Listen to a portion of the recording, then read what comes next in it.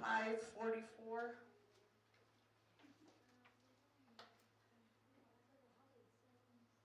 And we'll go ahead and verify quorum. President Haskell.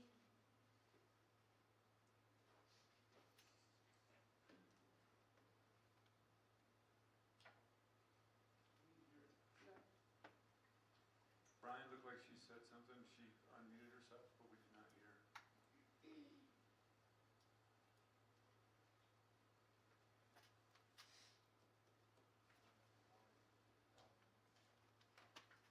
Yeah, I've turned that mine.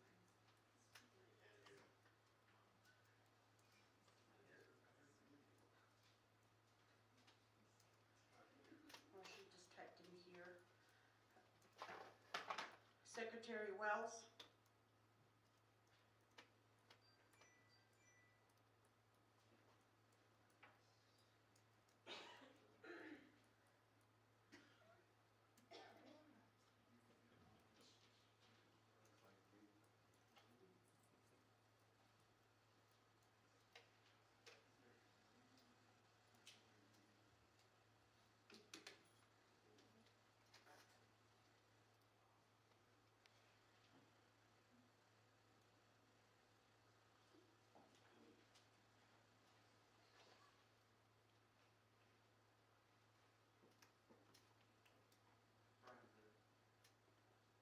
Try it again.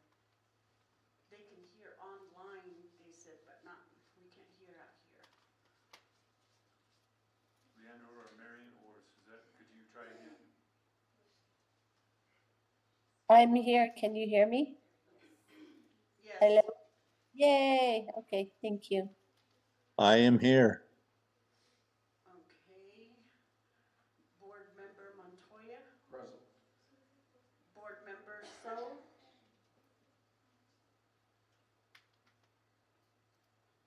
Okay, I am here, so there's 4. Verify quorum. Okay, we'll have former board member Jones do the Pledge of Allegiance.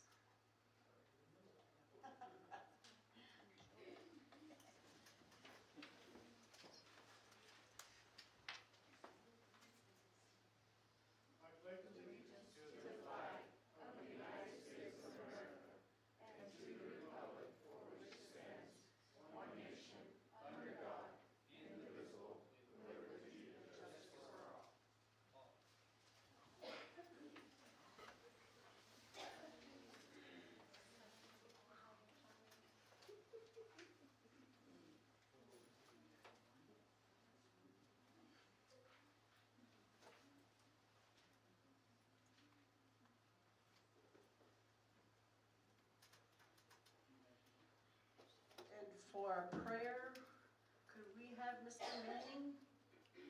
Would you do us a prayer?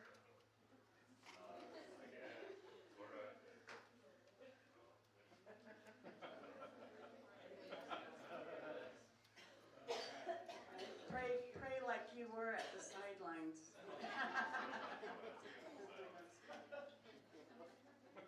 Just push. There you go. Our dear Heavenly Father, we thank you for the opportunity that we have to be here at this board meeting. We just ask you, Heavenly Father, that this meeting will run smoothly, that all of the discussion can be thoughtful and courteous towards one another, and that everyone will be able to return home in peace and safety once this meeting concludes. We are grateful for thee and all that will do in us, and we say these things in Jesus Christ.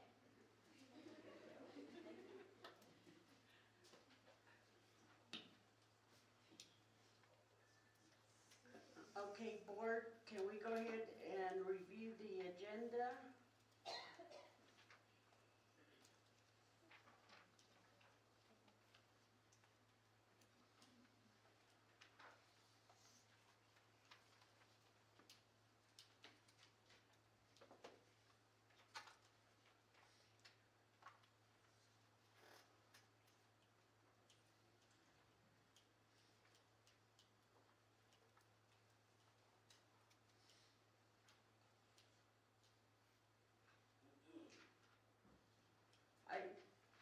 like to request to move item O, status on bus stop light by Candace Thompson, to the front, to the first of the reports. Is that possible?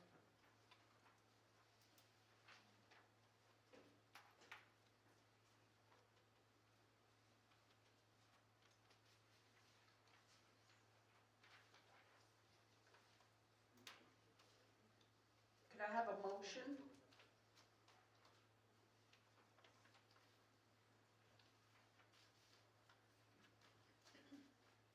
I do have a question. Uh, You're talking about moving it to the front. Are you talking about putting it before number 2? No, under reports, 5, Okay, just in succession of the reports, correct? yes. Motion to move item O to the front of reports.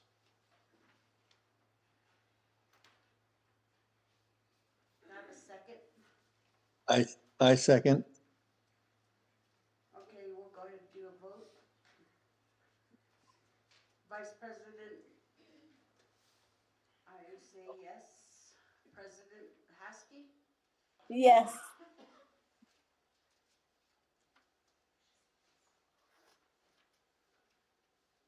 Secretary Wells? Yes. Board Member Montoya? Yes. Board Member So?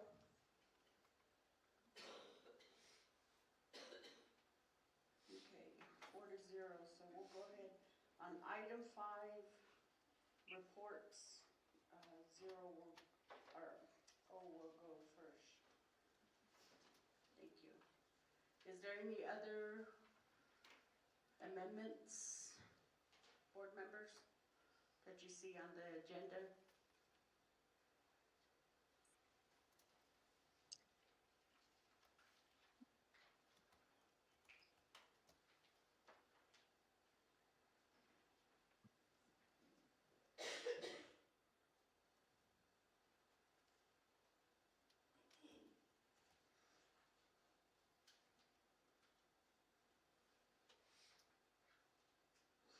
Okay, I'm gonna go ahead and proceed.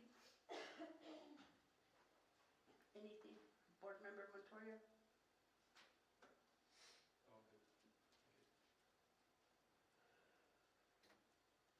Okay, we'll go on to item 2.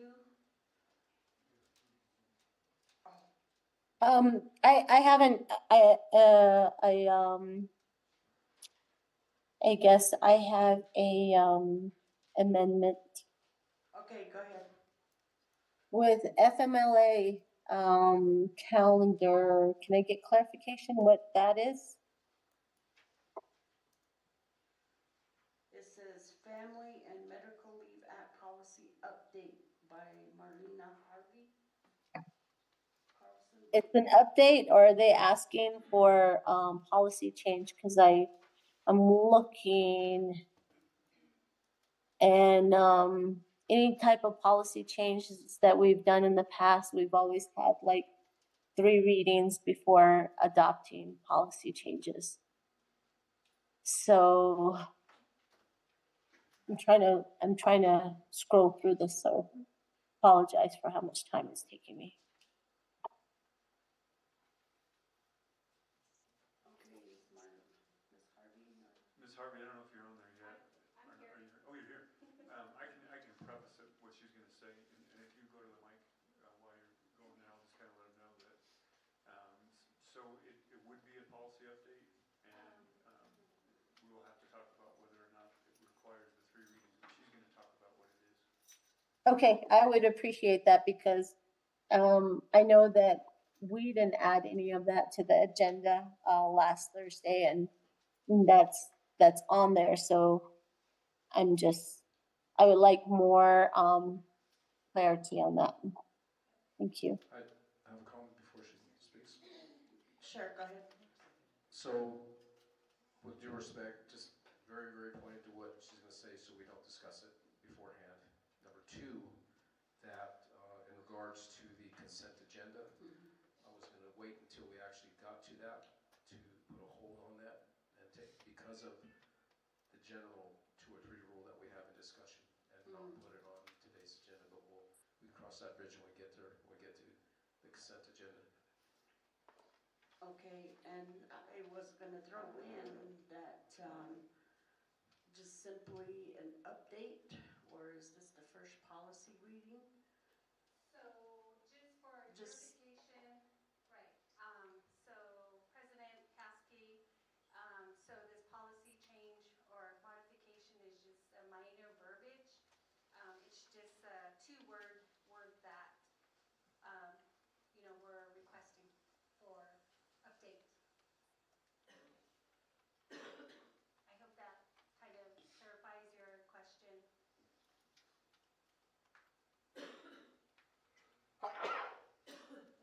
Okay, and I'll look for your presentation. Jermaine, can we ask, Ms. Chappelle in regards to policy, whether it would require that or not? Board, board members, it does appear to change policy. And even though the verbiage is minor, the actual practice is fairly significant based on my review of the presentation. So unless the board decides to waive second and third reading, it right now, as it stands on the agenda, does not comply with board policy.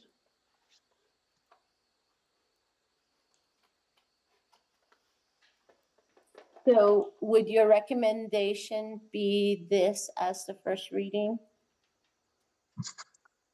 Yes, that would be my recommendation. And then depending on how comfortable you all are, you could entertain a motion to waive second and third and leave it on the consent. Although one of the reasons the policy has at least a second reading is so that there's notice about the potential policy change so that those affected could weigh in at the next meeting. And so I would recommend that at the very least you have at least one more reading so that folks can weigh in on the change. Okay, And in particular, this change would affect staff. okay. Thank you, thank you. Then, Vice President Aspis, I would add that this would be the first reading of the two to make that change to the agenda before it's approved. Okay, as far as, Ms. Chappelle, I believe if it's the first policy reading, then we are, that should have been printed on the agenda as first policy reading. So I believe we're gonna just strike it and then until the next, meeting and get the language right, because, someone out there may have wanted to be a part of that, and now we're making changes. It's one thing to move it within the agenda, but, as far as changing the intent, we can't. So, we'll go ahead and strike, and, Make a motion to remove. yeah, so I need a motion to remove item C from reports. Board Member Montoya made the motion, I second. Okay. Was that your motion, Montoya?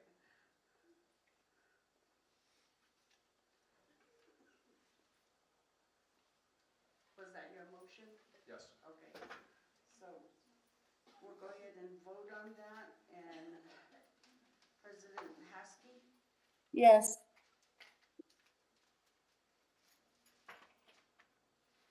Secretary Wells, Yes. Board Member Montoya, Yes. and Board Member So. I'm going to oppose because I would like to see this as a first read at least. Yes or no? I'm going to oppose.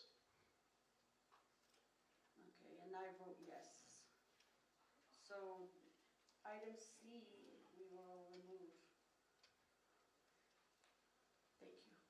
Thank you. Okay, now that you reviewed the agenda, are we able to continue to approve and vote? I don't have any other, I don't have any other suggestions. Thank you. Okay, a motion to approve? Motion to approve the agenda as stated. I second that motion. Okay, we'll vote. President Askey, Yes. Secretary Wells, Yes.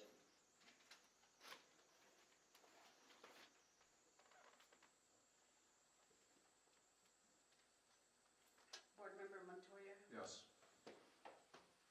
and Board Member So. Yes. And I vote yes.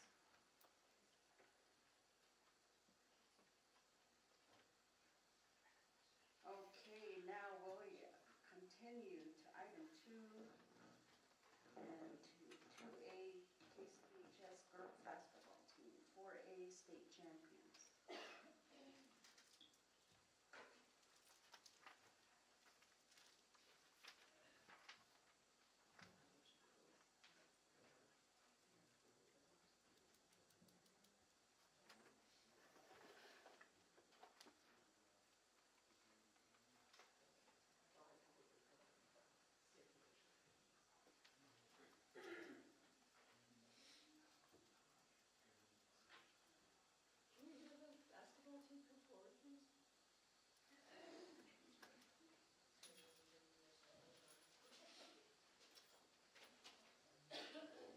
I don't have much of a voice, so I've asked Superintendent Carlson to call the names to recognize our state winners.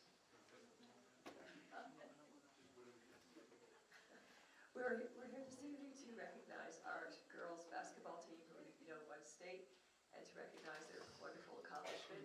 And most of the team is here this evening, so I've asked Superintendent Carlson to hand out their certificates. And Coach Devin might want to say a few words. So what I'll do is I'll hand out that one first then. The coach of the 2023-24 state champions girls basketball team from the Kirtland Central Broncos. Give a big round of applause here to Coach Devin Manning.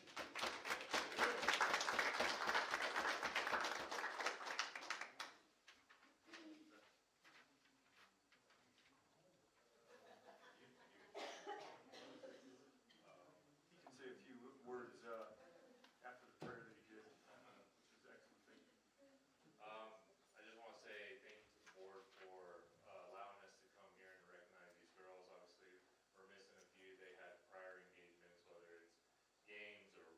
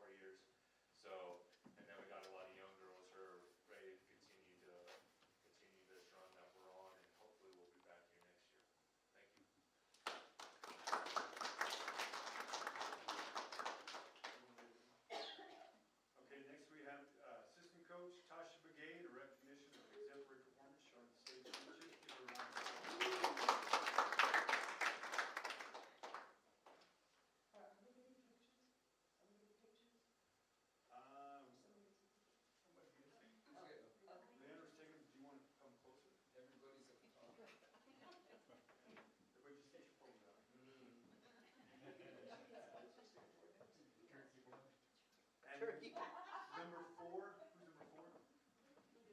Amelia Clowney.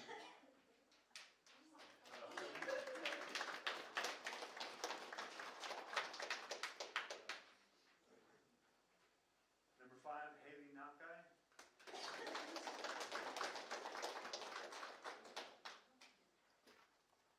Number 10, Haley Jackson.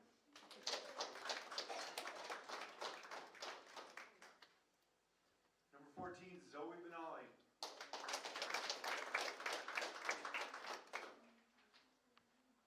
Number 22, Elena Clowney.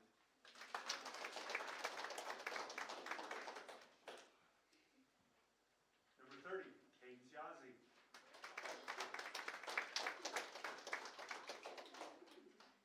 Number 33, Janaya Tyler.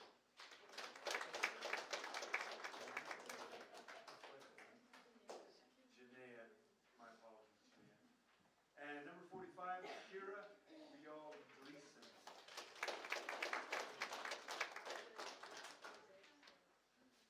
Another big round of applause for these ladies as they smile, and they're going to get a bunch of pictures with Mr. Ventry now.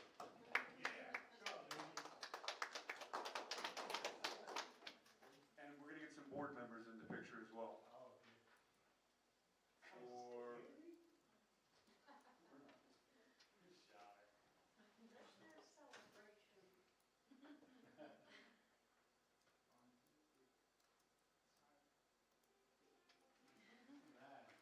Good job, ladies. Good job.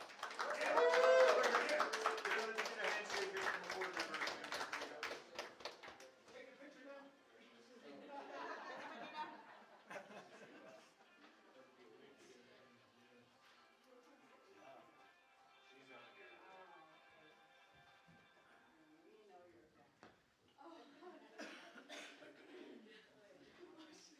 If I may, to the young ladies, outstanding job to all of you. And your success and your ability is certainly indicative of your coaching and staff and the parents themselves in supporting you. So congratulations to all of you. Are you finished?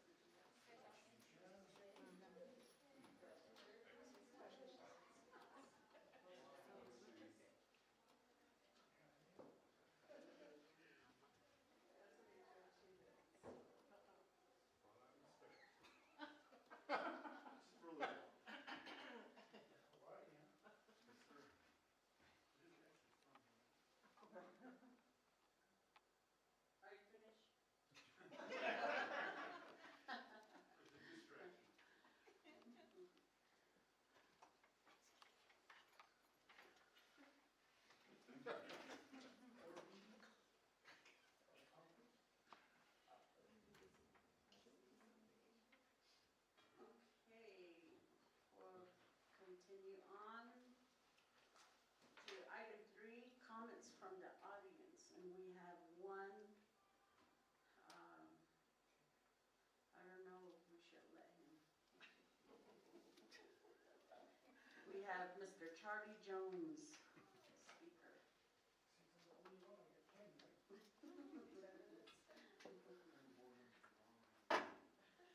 Well, don't start my time just yet. There's no time limit. All right, give a politician a mic then. You know, congratulations to Kirtland, Superintendent. Wow, that's quite an achievement. I don't know, what, they got 2 dozen state tournaments now? I don't know. 21. Oh, not quite 2 dozen yet.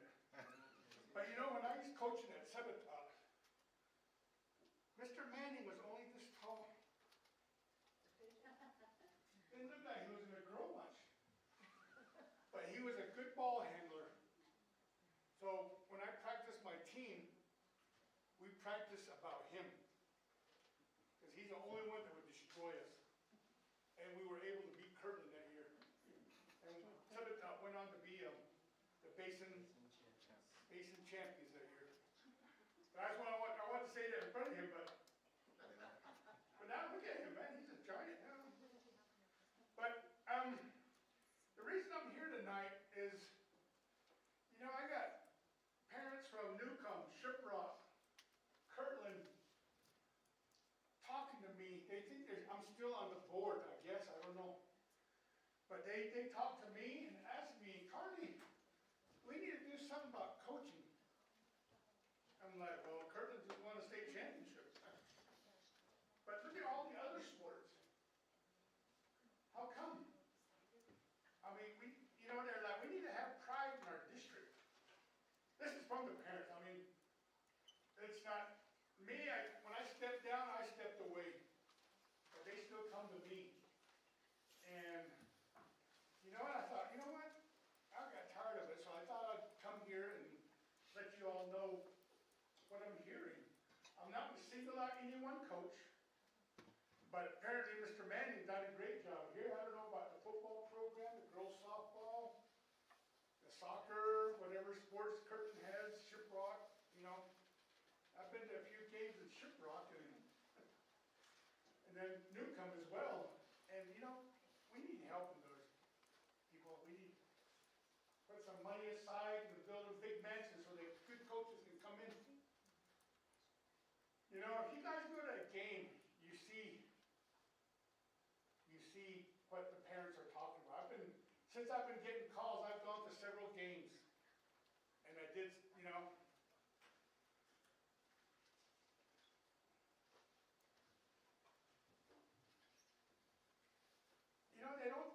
they don't encourage their child.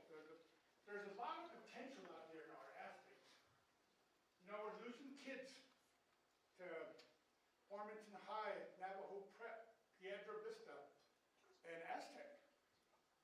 Look how many state champions they have. They just can't outdo this here by basketball. But, you know, I'm just saying, you know, parents are calling me and, you know, and this guy told me, what's your phone number? And I said, you know what? They tell me that they get it in the restroom, so I don't know if that's true.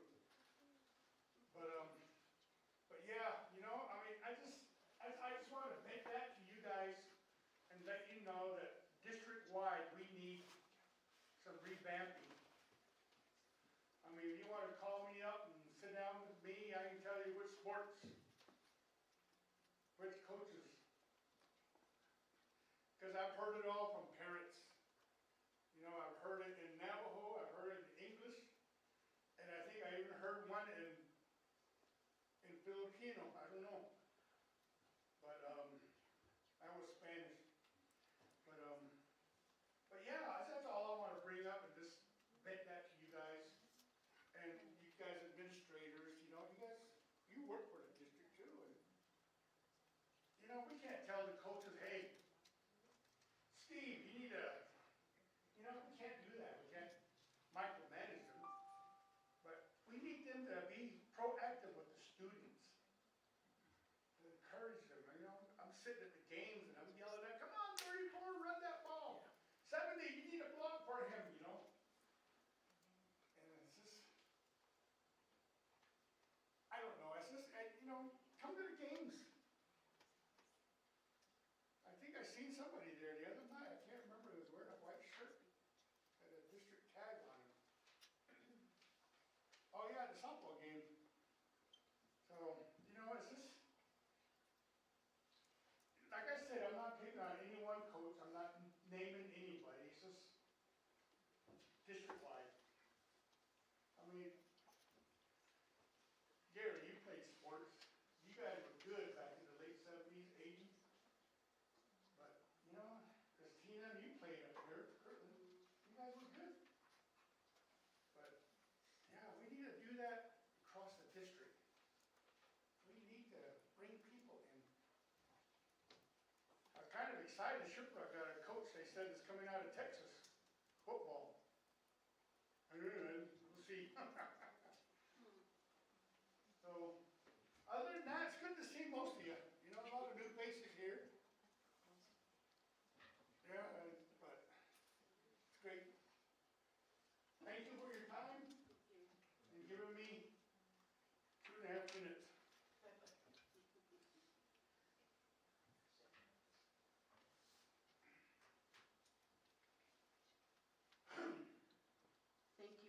Jones. So it's good to hear feedback, even though, that, it's not really negative. I wouldn't say that. It's especially when it concerns the students. And, we can't be everywhere, so it's good to know these things. Thank you. And so now we'll go to board member report. Number 4A, board member report. President Haskell.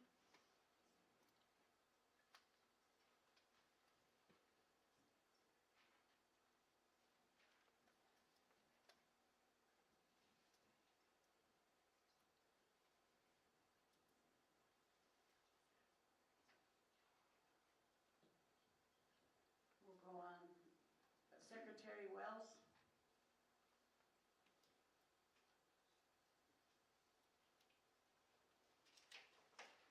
I have nothing to report. Thank you. Board member Montoya. Thank you. So just recently, I was out in New Orleans for the National School Board Association Conference.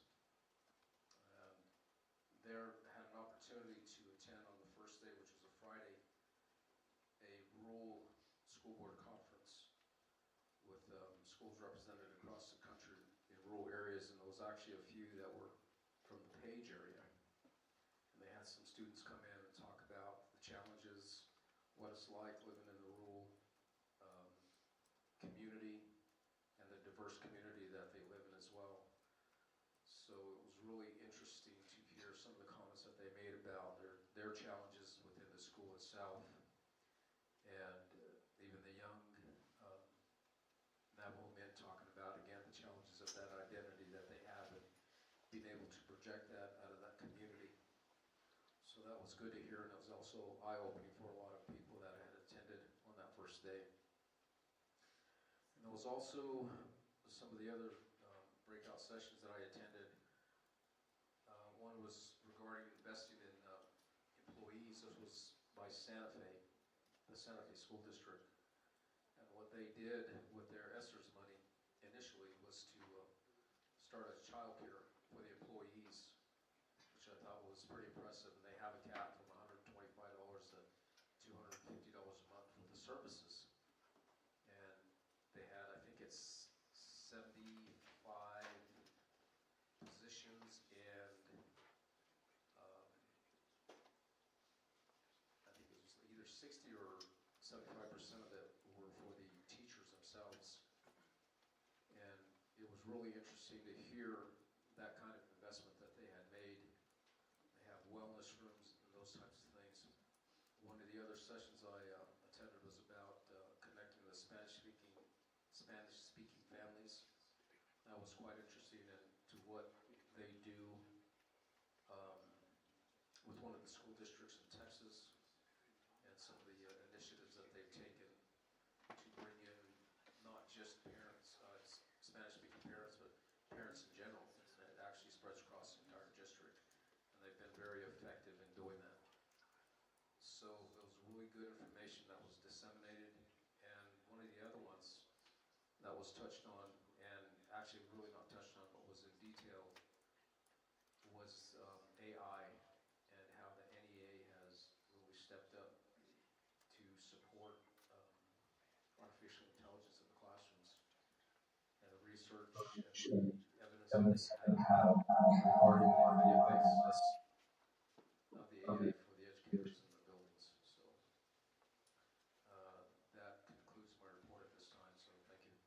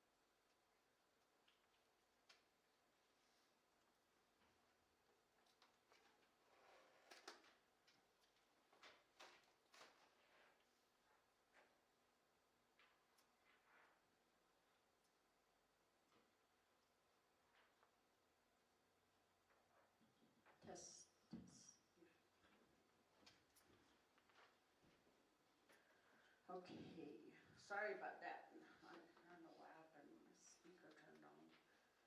But, as far as my report, as a board member, you know, we went to Region One meeting in, Bloomfield. I got mixed up. Anyhow, it was Bloomfield that we went to, and that's where we were, talked to about AI and some of the things that they were seeing with that, and it was really interesting, and I remember hearing that, a presentation on that over in Florida last year's NMSBA, and how, you could think of an item, say a donkey in a basket, and the image probably doesn't exist, but then through time, it starts learning on its own, the computer, and then it generates that image later on. So it teaches itself, and pretty soon, it'll spit out that image that you want. And it's kind of scary. It's, you know,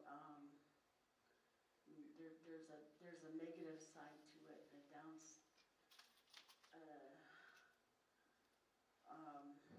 I really can't remember what, at Region One, what, they were,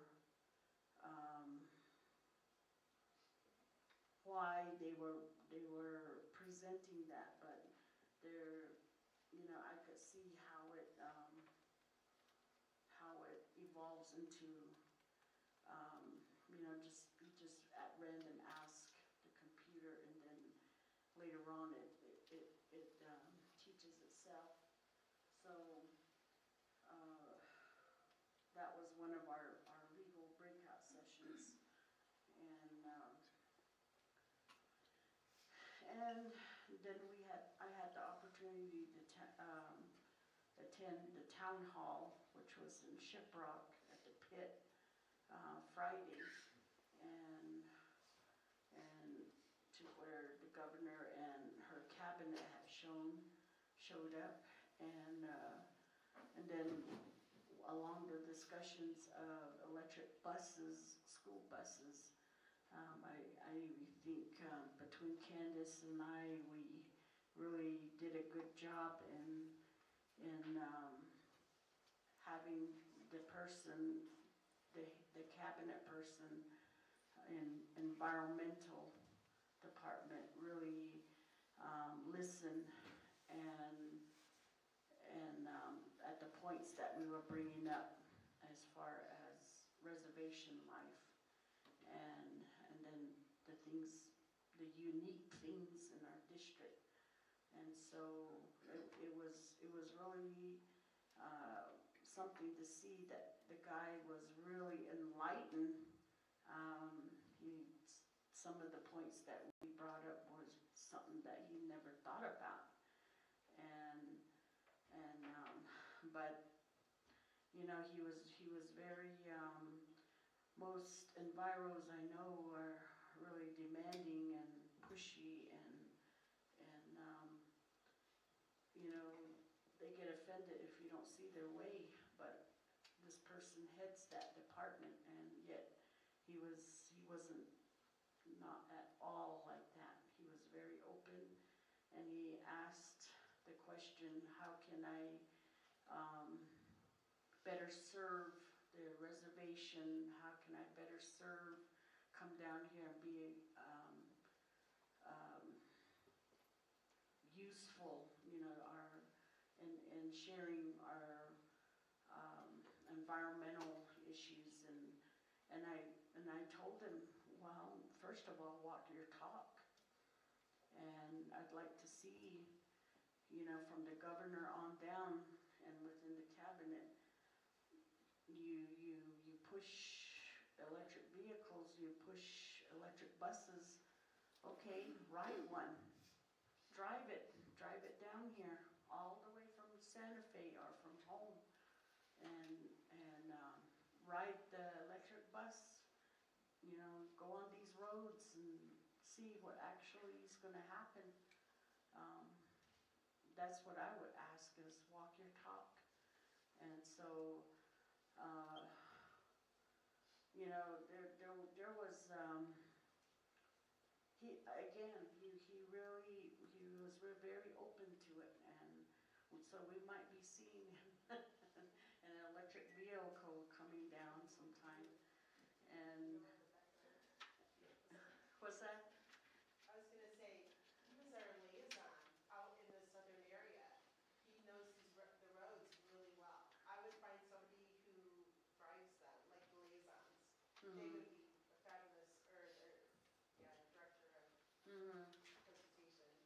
And so, and then I had a really good talk with, Romero, Pet Secretary Romero, and talked about, you know, the calendar and, he had a booth. If you had gone down to Shiprock, you would have seen,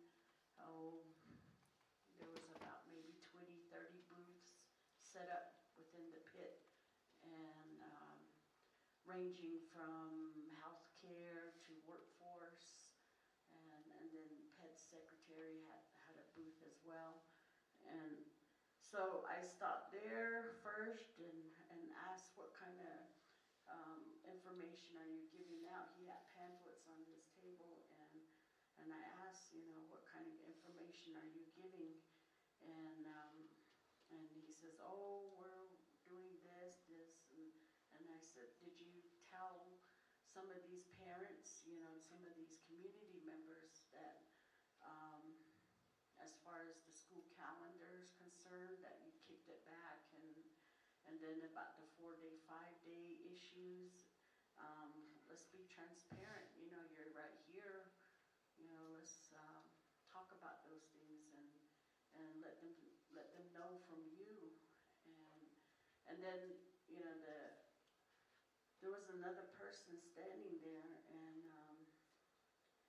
he says, oh, he tried to smooth things over and say that there was no issues, and I finally told him, well, I was there when you got booed, so I think there is issues, and so, yeah, so, you know, that's the most that I really wanted to see, but I think as board members, and I really hope that the community, ask those questions when they come down, because, you know, it's important, because everything that we've been saying 6, 7, 10 years ago, you know, when we started hearing the threat of closure, at that time there was a lot of assumptions, and now it's here. It's here, and it's, you know, I don't know how much to tell people, you know, that, you know, those are the reasons why we really have to be careful, and things are still, there's still a lot of variables that are going on, and that we have to consider. So that's my report. And President Haskey, do you have a report? I'll make mine brief. Like Mr. Montoya, I also went to the National School Board Association, and one of the big things, even in New Mexico, at the New Mexico School Board Association, we don't have a caucus, and at the national there is a caucus, but I guess due to different people leaving, the caucus was starting anew, and so one of the things that we talked about was that we have to have all the native tribes, the school board association, to get all the native tribes together so we can advocate as one. It was kind of surprising that that wasn't happening. And so we talked to the president at that point, or the spokesperson, and that was some of the recommendations we had given. So I think with continued advocacy, we'll have that voice at the national level. But it's something that we really need at the state level, at the New Mexico School Board Association level. So it was just a reminder that we have to continue advocating for our students, even at the national level. Because a lot of the issues that we have at the local level is across the country.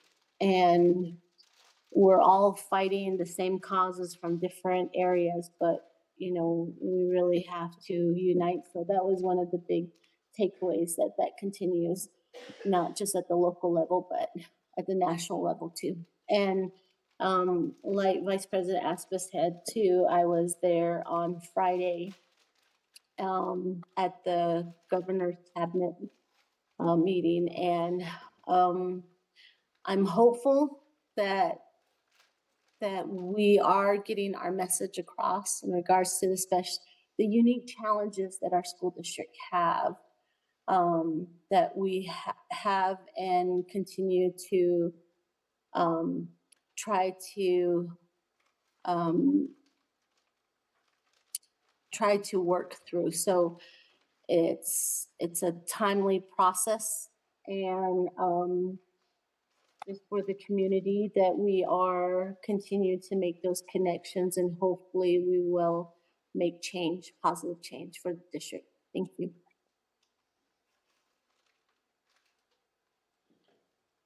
Board Member So, do you have a board member report? Sure, yeah, I'll just keep it really short and sweet. I'm not gonna go, I think everyone's pretty much covered a lot of the topics already. But yeah, so one of the big ones is attending the National School Board Conference out in New Orleans. I was able to attend quite a few sessions that dealt with student achievement, setting high expectations, goal setting, and of course, some of the different metrics that are used, such as how you hold the superintendent, the district accountable, and all these other different mechanisms. And there were also a couple of sessions that I went to that dealt with districts with I don't want to say, challenges that they face in terms of socioeconomic status, the economy, and so forth, and how they're able to make an impact difference in their communities and schools, and still drive student achievement. And again, I think the other big question is, like, as we transition out of the economy that we're in at the local level, is what kind of school systems or communities are we trying to build when it comes to what we're training our kids to be, students to be? What are we graduating them to look for? What careers are there going to be for the students? But yeah, so there are a lot of excellent sessions, and probably the best one was the general session that we all attended. I think it was on Saturday, about the dignity index and the conversation that we all have when it comes to talking to each other about different policy issues, politics, education issues. What sort of common ground do we have? And of course, how do we elevate the conversation when it comes to student achievement, education, that takes the conversation that we have to where we all have common ground to reach that sort of point. But yeah, I also was at the pit watching Kirtland Central girls win. So good job, Kirtland Central, for bringing home the blue trophy. And with that, I'll conclude. Thank you.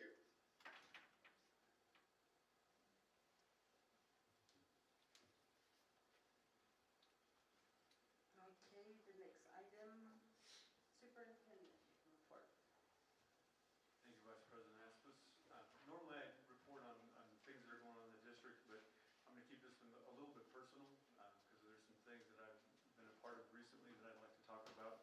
But also the other reason that I apologize that I haven't been able to do, I know some of you do watch couple of them lately for a couple reasons.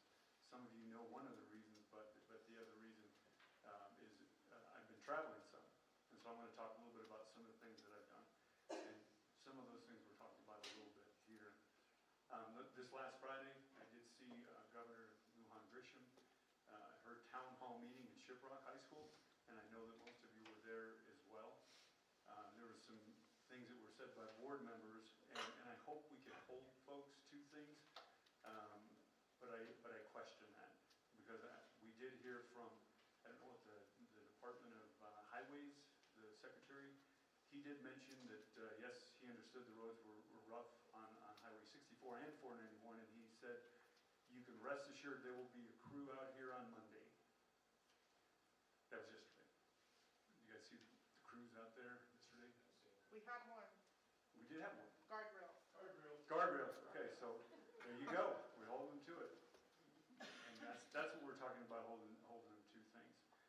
Also, they did talk to a lot of community members. I did see Ms. Aspa speaking with a couple folks, and they were really good listeners. I really must say that.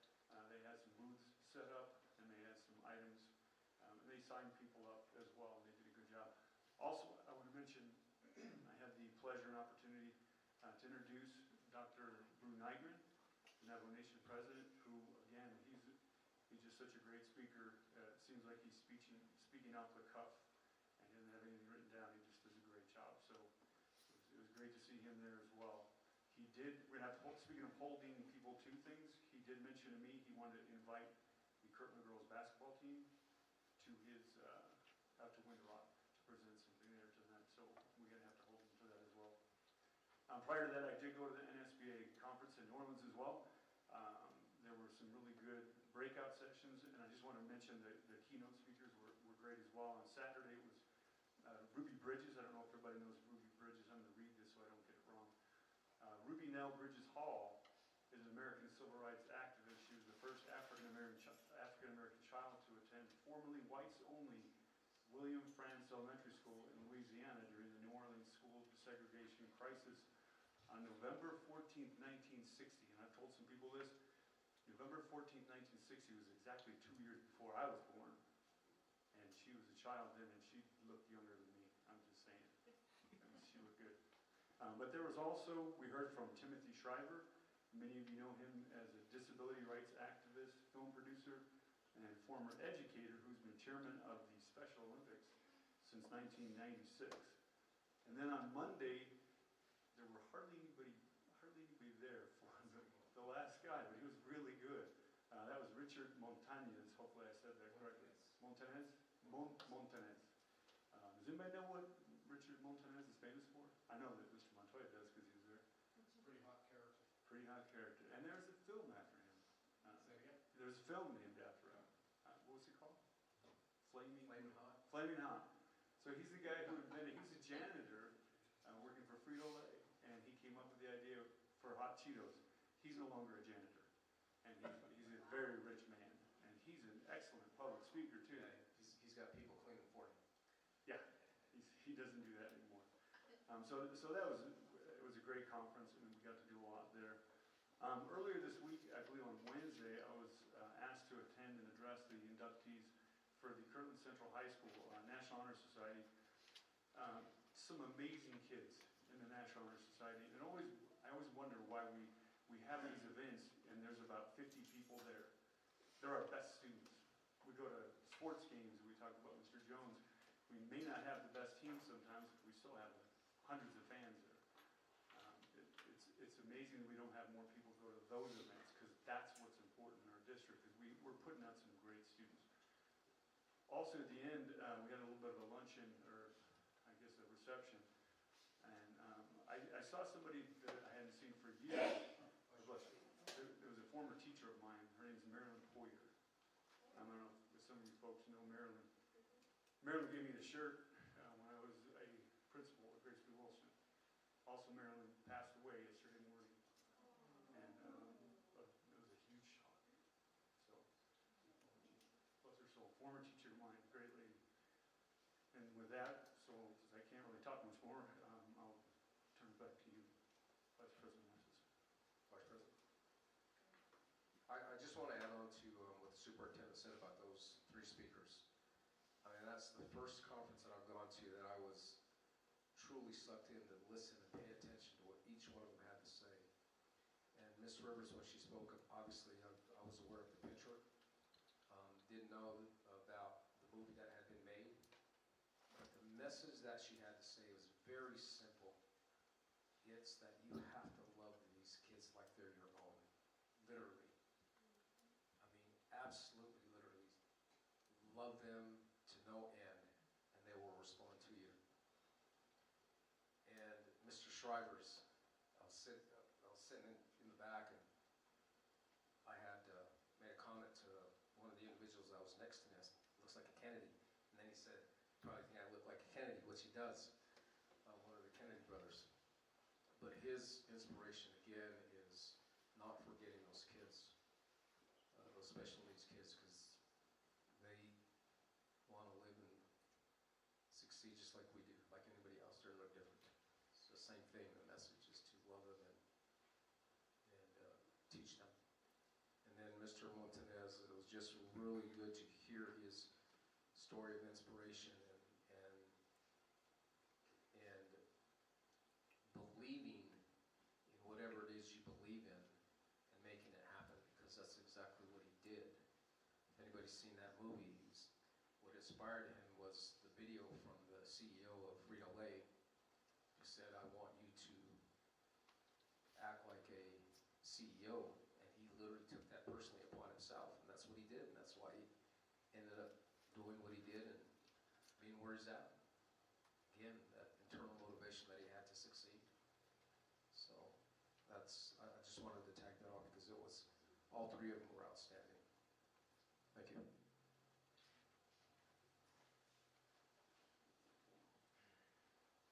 Okay. So we'll go to reports and item O, which is status on bus stop light by Candace Thompson.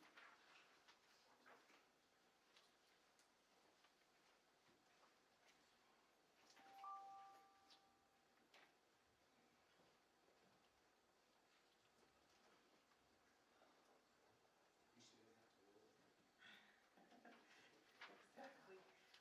Good evening, Board President Haskey, Vice President Aspis, board members, Secretary Wells, Superintendent. Tonight I was asked to give an update on the school bus light on the APS road. As of today, we have selected a light and a pole.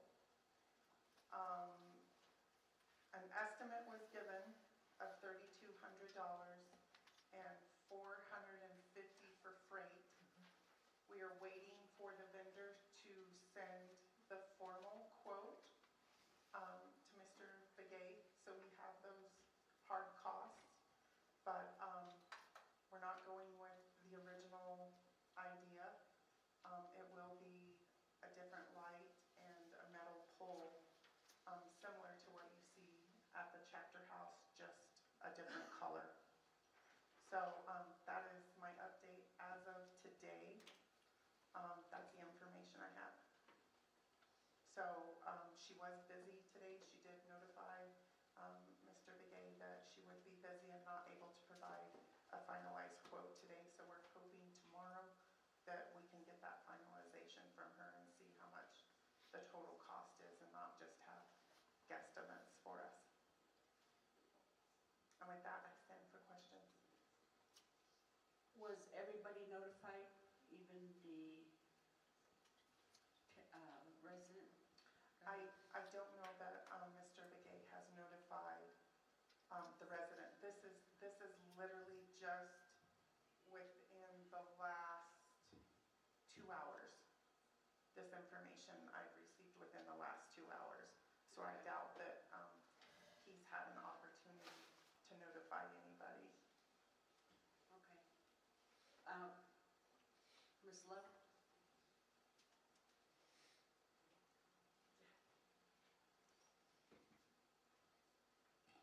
Yeah, good evening,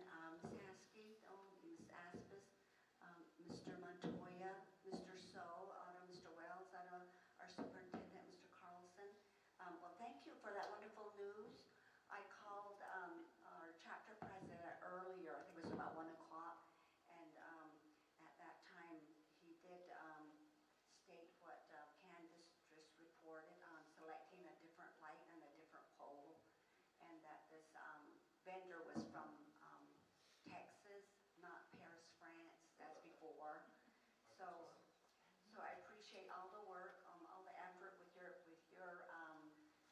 pushing the item, Ms. Aspis. Back in October 2021 at the school board meeting is when you brought up the issue about the safety of the students that catch the bus early in the morning, especially in the fall and winter when it's still very dark at 6:30 and we have the APS power plant out there, and then the people that, what do you call them, those, not vendors, but those people that work short time, what's the word for them? Yeah, thank you. That work, the outage, there's a whole bunch that travel through there right at that time, and they don't stop, they just zoom by. And then so Ms. Aspis noticed that, and so she asked that question at the school board meeting back in October 2021. So after that, that's when I had the idea, so I just want to do a quick recap before Mr. So, who's our new board member. Are you listening, Matthew? No, I'm listening. Yeah, okay. So October 2021 is when I contacted Intech, and then they referred me to APS, and then APS referred me to the chapter, and it just was being bounced around since then. So now, as of 2024, what month are we in now? April 2024, so that's good news to hear. So I can add to everyone who helped. And at that time, my oldest grandson was a sophomore. He's a senior now, will be graduating next month, so this will be good news for him also. So thank you very much, Candace, and the board, and everyone else who is all involved in this. So now we just have to wait for it to be shipped, installed, and then maybe have our little lighting ceremony. We'll see. I can't have. Take a champagne bottle and break it on. Christen it.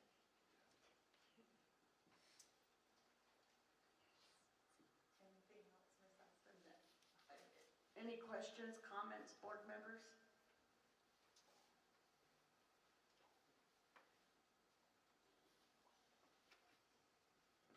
It's great news. I'm glad it's finally almost done. Okay,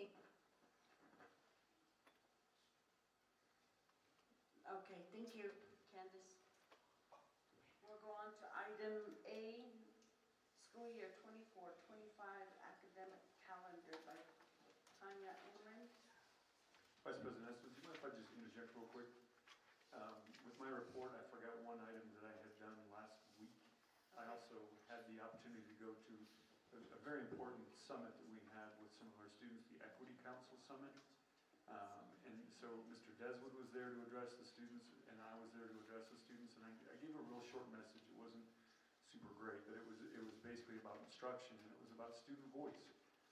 The students who attend those equity summits, those students, they can speak up for themselves, and they need to advocate for themselves. And I told them that in the classroom more, because they had some great ideas, and there were some great kids. And so thank you for letting me interject that. The Equity Council Summit was fantastic for our kids, and I'm glad they had the chance. From all three regions, there were students at that summit. So thank you for letting me interject that, Vice President Aspis. Sorry about that, Ms. Allen. Quite all right. Yeah, tonight I have the calendar. You have a copy in front of you. If anybody wants a copy, there's a few up here on the table. And back to Vice President Aspis's point earlier about the calendar and speaking with the secretary.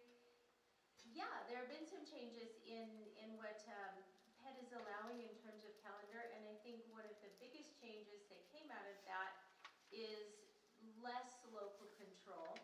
PED has really designed a structure that seems to me to be a cookie cutter for all school districts. So here's our version that falls within the parameters of that cookie cutter. PED's new rule, we have to have 180 student days, which we do. Also, we have to have 1,140 student hours, and that's accomplished also in this calendar. The way that we can accomplish both of those is having fewer professional development days for staff to do important work, such as collaboration and learning. Also, we had to eliminate the early release days so that we could hit the marker of the 1140 hours. And so this is the version that we got. Another change, a market change from this year to next year's calendar. The student-led conferences, we were able to have 2 days in the fall and 2 days in the spring. We're not able to do that. We're able to have 1 day in the fall and 1 day in the spring. The other typical things are the 2 weeks at Christmas, the week of Thanksgiving. There is a week for spring break, and then the typical federal holidays that we honor. Also, in honor of the region that we're in, we have Fair Day October 4th, which you'll see as a professional development day, but the students won't be expected to attend school that day. Indigenous People Day on October 14, and then jumping down into April on the 28th, we have Navajo Nation Sovereignty Day. That's basically it. And I'm sure there's lots of questions, so what are they? Yes, can you introduce your committee? Sure. It was a variety. We had lots of people. The invite went out to lots and lots of people. But let me see. Peter was there, Leandro was there, Bellamy was there, Dr. Lopez was there. I'm sorry, I'm pointing. Becky was there, Grandma was there. She joined us for, I think, all of the meetings. The union was there, HR staff was there, Carol was there. Two community members from Kirkland. Some community members. There was a parent.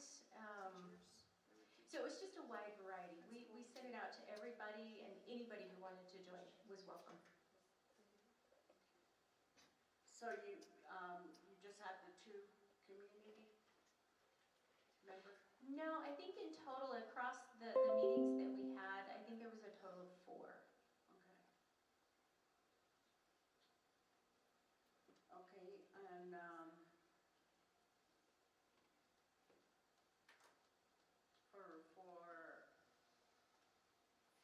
for record's sake, I'd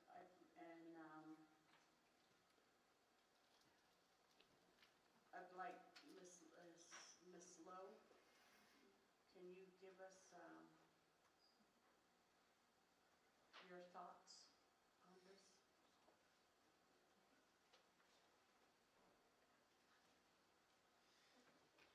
Thank you, Tanya and committee. Yes, Ms. Aspas, thank you for the invite and to have a guardian, grandma, grandpa voice in on the calendar. So our main thought was to have the end of school be in May, not whereas a couple of years ago was into June. And I know my grandkids didn't really like that one, so they preferred the May, not graduation, end of school in May. So that was a big plus. And then also that I also asked a question on cultural observances. So that was one item that we also discussed, and that was the staff and the people were aware of that. And then also to observe our respect for honoring our Fair Day in Shiprock. So that was a huge respect, which I was thankful for. And then also, so it's okay for me if there was no early release, and that way the kids had more learning time in the classrooms. So my husband and I, Grandpa and Grandma were okay with that. So I think those were the main items that and then of course the vacations at the usual times, so that was another big plus also. And then so thank you for inviting me to be part of this process. So yeah. Okay, and I appreciate what you just said about the because you're not the first, I mean, I'm surprised I'm hearing that people are wanting full days. And people, meaning parents, and that is surprising to me. And so, thank you for bringing that up. And any questions, comments, board members? Comment. Go ahead, Montoya. So in respect to what you just said about those half days and what Ms. Lowe said, I appreciate that because a lot of comments that I heard just from the community members in Shiprock were the concern about the number of half days that there were. And in some cases, obviously placed a burden on the families to have someone to watch their kids, especially if they were working. So to me, this helps with a lot of that, and especially being able to keep them in the classroom for the full day. So, because I know there's issues where some families wouldn't even send their kids to school in half days. So for that, I like the way that looks. Thank you.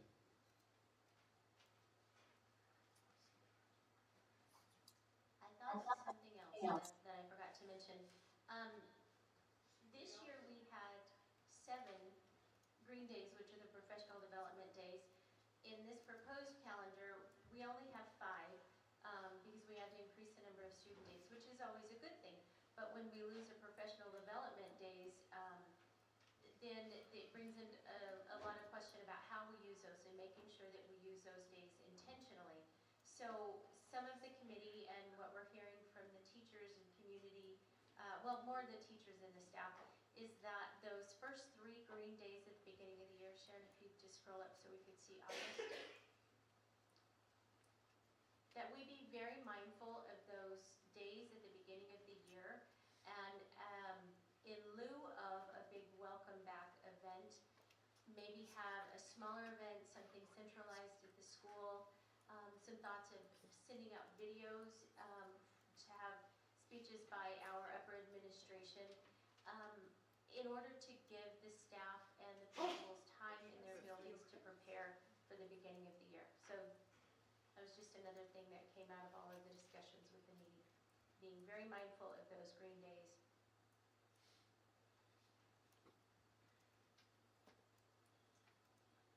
On the Thanksgiving, has it always been a week off? Yes. Since I've been here, it's been a week. I think I'm going on 7 or 8 years. I don't know if much before that, but typically a week, yes.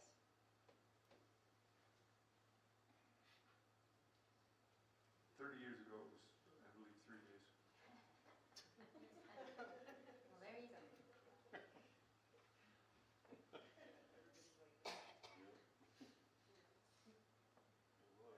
Paybacks are hard.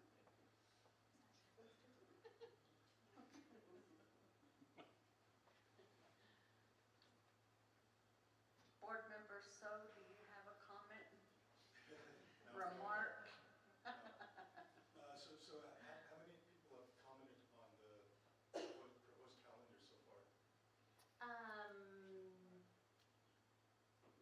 Or how many comments have we received so far on the proposed calendar? Well, we haven't sent it out for comments. These are just comments as, people have seen it as I've shared it, and comments from the meetings when we've had meetings.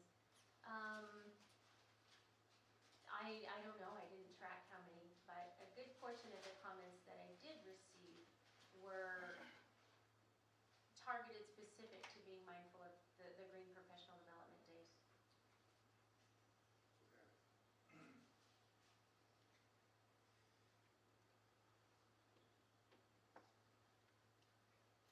Board member Wells, do you have any, Secretary Wells, do you have any comments, questions?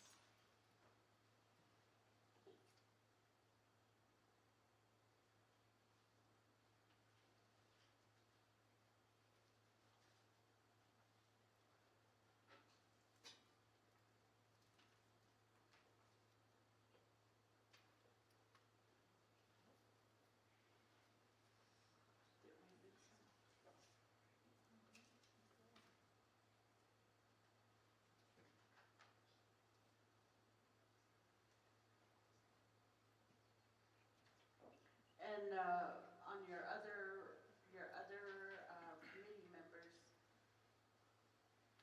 was there,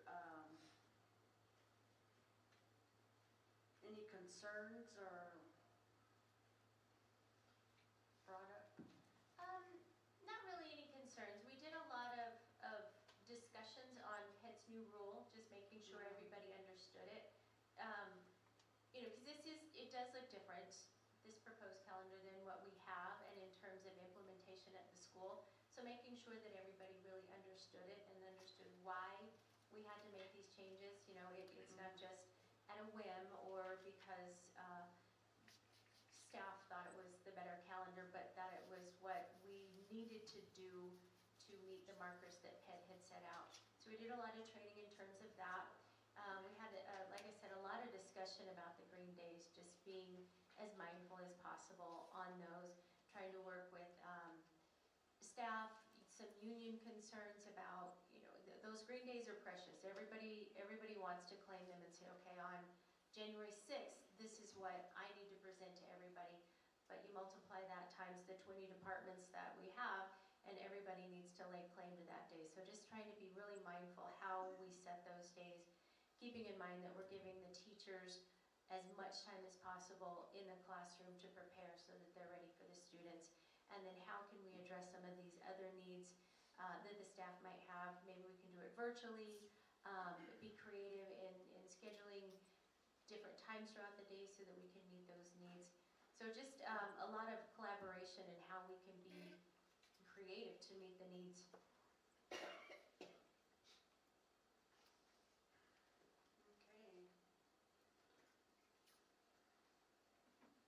Any other questions? No. Oh, was there options given to the committee?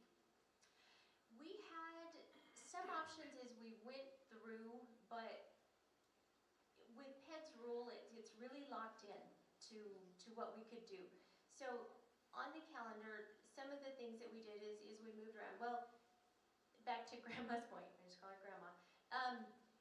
We wanted to be really mindful and not start school in July. So August 1. And then ending before Memorial down in May, and honoring the cultural holidays that we're accustomed to. Also getting in, the family breaks like Thanksgiving, Christmas, and spring break. So once we put all of those in place, the other options are really minimal.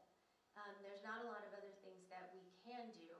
And so once we got those locked in, well, originally one of the options that we had, we didn't have Fair Day off.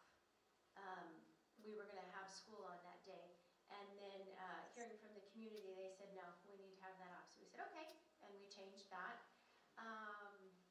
Let's see, what else did we look at? There's not a lot that we can do once we lay out those parameters and put those dates in. So a couple of things that we could tweak is like some of the red days, like maybe we don't honor this day, but we honor this day, and stuff like that.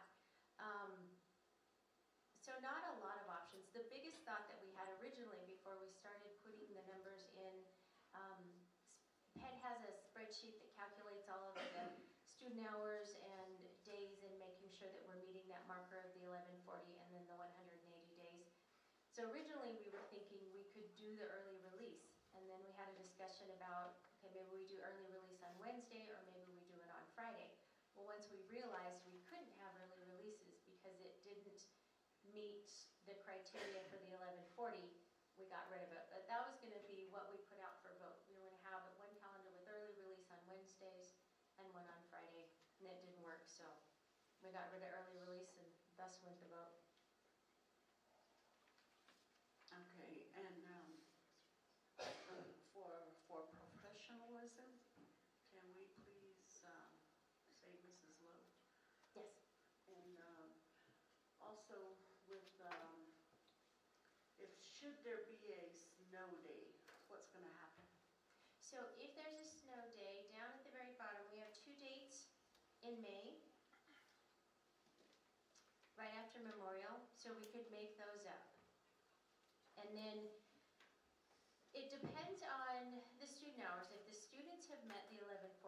students would not need to come back on those snow days, but the staff would need to because they're contracted at 185 days. So if they work less than the 185 days, they need to come back so that they fulfill their contract obligation. And not the student? Well, the students are, they would, so it depends on, mainly in terms of the students meeting that 11:40. So if we could make them, make up their hours with, maybe a longer day here, a slightly longer day there, so that they meet that marker, it would work. But it's, we just have to see, depends on how many snow days. Like this year, the students have enough hours, so they don't need to make up the snow day that we took, but the staff will need to come back. So there's 1 day makeup for staff. So it really depends on what next year looks like and how many official snow day, if it's a whole day, a partial day, delay, it's hard to say right now, but it all depends on the hours. So, Carlson, the intent of these PEDS mandates was to more instructional time? So Yes, how ma'am, does that's the that, main one. so how, I mean, with what she just said, should there be a snow day? How does that? Well, we do have, because we didn't have the early releases, if we're mandated to 180 with the instruction hours that we have, we're a little bit above that 1140. I believe it's somewhere 1150-ish, somewhere in there. 11:56. So if there's 1156, if there's a snow day call, then they should have instructional hours even with that snow day call. So the students wouldn't have that extra time they have to make up. So there's two stipulations. One is from the legislature, which is the 1140, and the other is the 180 days.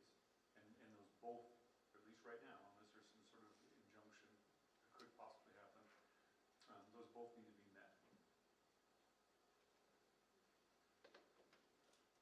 Any other questions? You sure? Okay.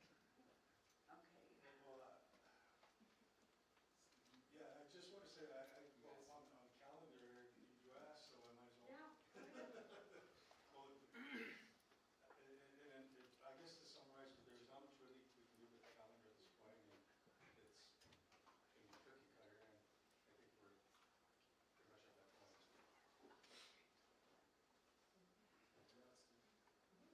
Because I had some people ask, seeing it on the agenda, where's the option A, B, and C, like we usually do. And so that's what I wanted to make clear is that, and I want it to be said that, that these things are being mandated from PED. And so we had to, those were the two stipulations, the 1140 hours and the 180 days. So that's what the committee aimed for, and I'm glad Mrs. Lowe was part of that committee as my constituent and have a say in that. I think it's important when the community gets involved, and just as Mr. Jones at the beginning of the meeting. So thank you. And thank you, Ms. Amrit. You're welcome.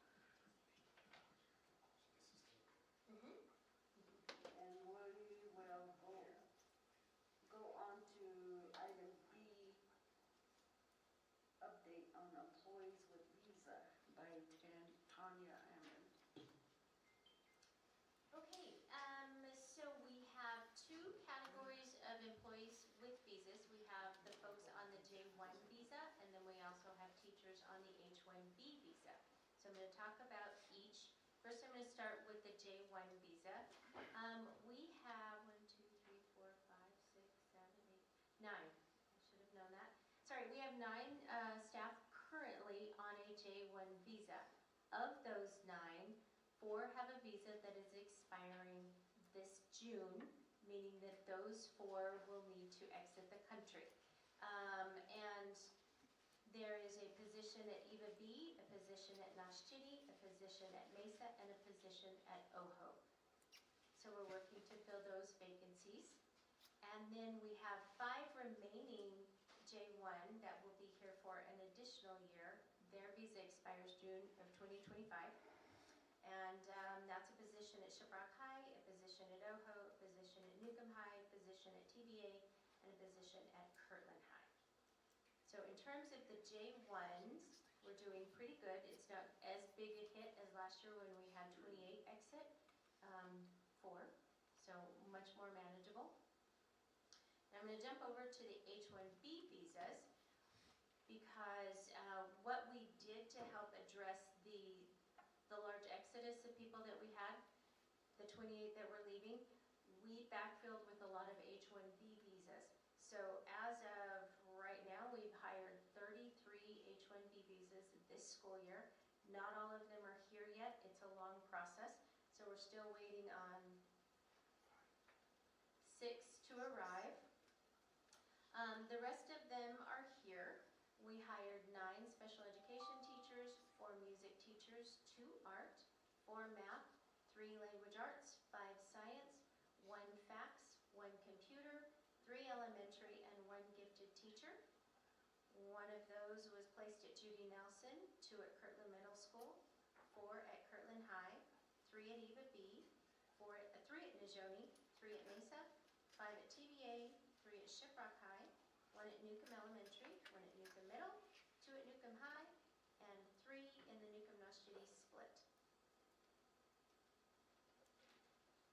So that's my update. What questions do you have there?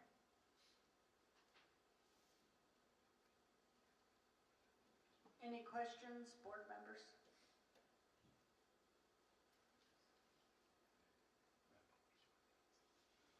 Secretary? I have no, Burns? I have no question. Go ahead.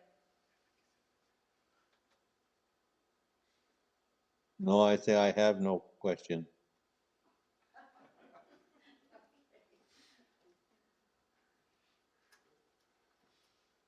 Okay. On the, now, let me think about my question.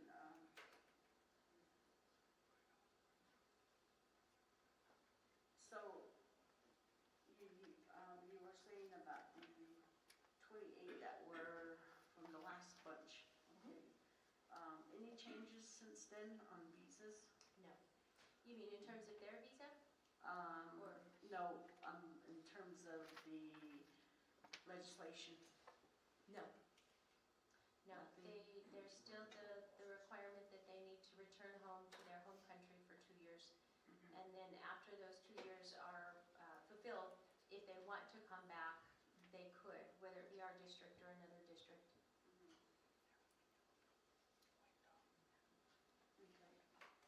I was just wondering about that part. If I may, yeah, it's more of an administrative process with the U.S. State Department and not the Department of Education.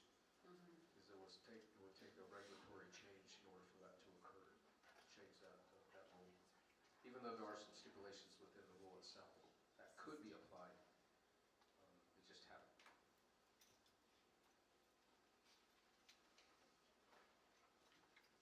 Okay, thank you. Welcome. Go next. Okay, we'll go on to item C was struck, and we will not be hearing that this evening. And that was voted on, motioned and voted on, and as far as agenda review and amending the agendas. So now we will go on to item D, graduation preparation with security by Devin Verhulst and David Griego.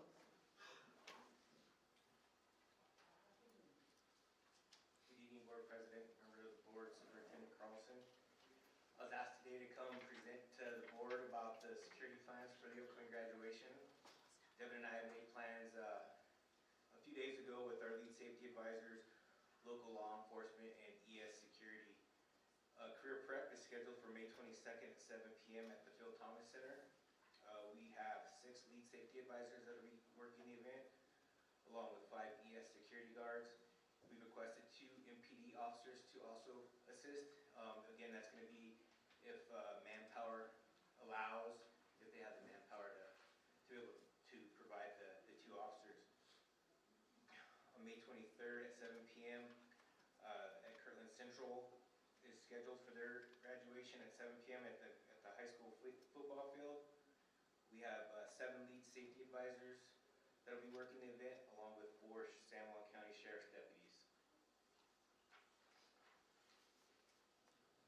May 24th at 7 is Shiprock High School. It's going to be at the football field. We have 6 lead safety advisors assigned to the event and 5 ES security guards, and we've requested 2 Navajo police officers.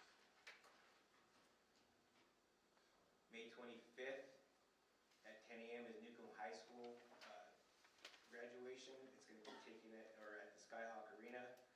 5 lead safety advisors will be working the event, along with 5 ES security guards, and 2 Navajo police officers were requested. That's our plan for the security plan for the coverage for all the graduations. With that, I can stand for questions. Any questions, board members?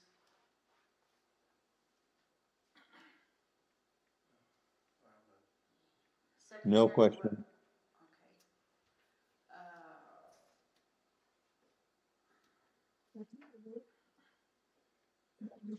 Just real quick, how much of the request? An egg? Last time? Scramble me an egg?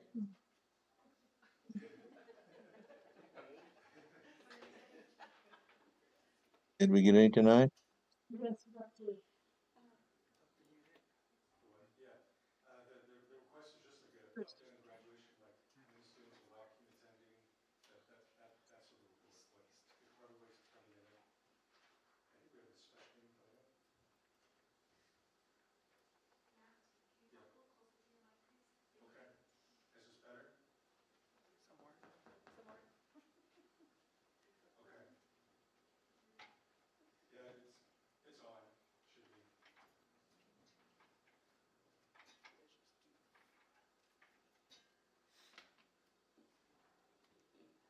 Okay, well, I don't have any questions related to the topic. Well, I'm glad we did the safety. I think this was not what the board member So was asking for. He wanted the other, how many students are graduating, and he wanted that information. I believe with the last time we went through it, Yeah, just like how many students are on track and how many are going to walk basically by the graduation time? Can we possibly get that from principals and send it to you? Yeah. And do it that way, since it's not on your Email. You bet. Mr. Desmond, can we make that happen? Excuse me, it was just brought to our attention that, also there's the Newcomb Middle School moving up ceremony. So we will take a look at that and make sure that we provide the appropriate arrangements, for that particular, school site as well. Okay. and just to add some history, there was a altercation at Newcomb High School a couple of years back that the principal was hurt and injured, and so was one of the graduates' family. So, it's important that we have security and for all the graduates and all the attendees. So, thank you.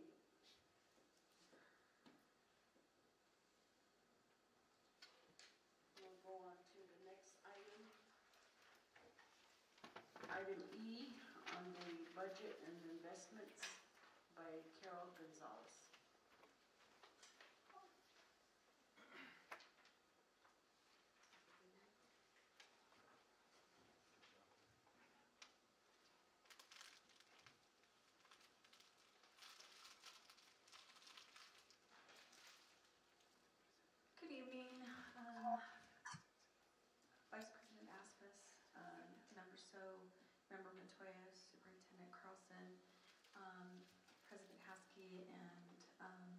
Mr. Wells on Zoom. So I'm not sure how much on the budget. I'm not sure exactly what the question was and what we're wanting here, but where we're at is we've been looking at the budget as a whole, coming together with our numbers, really looking at a lot of where we're at, some shortfalls, where we need to go. And right as of today, we still don't have the 910B5, but I know Mr. Van Madden is working on getting me some numbers for that so we can get a true SCG number. We started having meetings on the federal grant side early, I believe back probably like in February, trying to get ready for what's it going to look like in the upload, how are we going to do that, get it all together and uploaded. We've met with a lot of the departments working on getting some of the data together. So that's already been started, and we'll continue through the next 2 weeks to try and finalize all of that, as we know that some of the big changes are that the insurance increased by 15%. I know the insurance that normally through POMS, the coverage, there's an increase of like 700,000, almost 800,000. Just increases like those that we need to look at, and then of course the 3% raise. As far as the operational budget and some of those other funds, we've been working with the departments within cabinet, having some discussions of what needs to happen and where we need to go. And so we will start working on those, sending the schedules out to everybody, their spreadsheets, so that they can fill those out and send them back, probably early next week. I need to schedule some meetings. We've been pushed back a little bit with stakeholders. We should include some community members, so if anybody is interested, I'm looking at Wednesday, April 24th, and probably follow it up with May 1st before we wrap everything up and submit it to the board. I'll be looking at, I believe our board meetings in May are the 9th and the 14th. So unless we want to have another meeting prior to that with board, I'm thinking during the work session. I don't know if it works to go over a budget review on the 9th, and then do final board and review and approval on the 14th, with the budget being due on the 16th. So that's what I have for budget. For investments, as I believe I mentioned last week, or maybe it wasn't last week, maybe it was in the retreat, yes.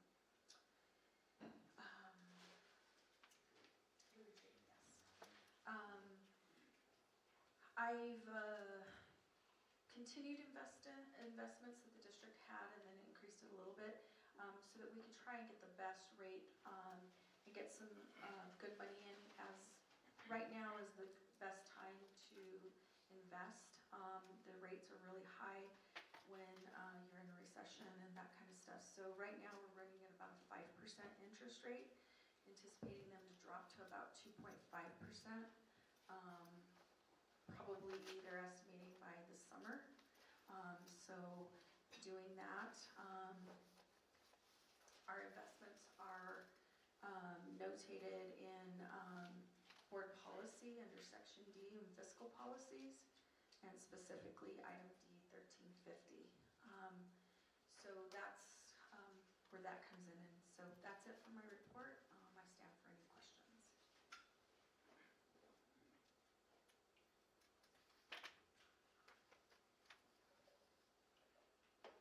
I have no questions. Board members, Question. go ahead, Montoya. Superintendent, in regards to the investment of the district's money, is that a consideration before any money is moved or invested to be brought to the board in order to do that? No. So according to board policy, that's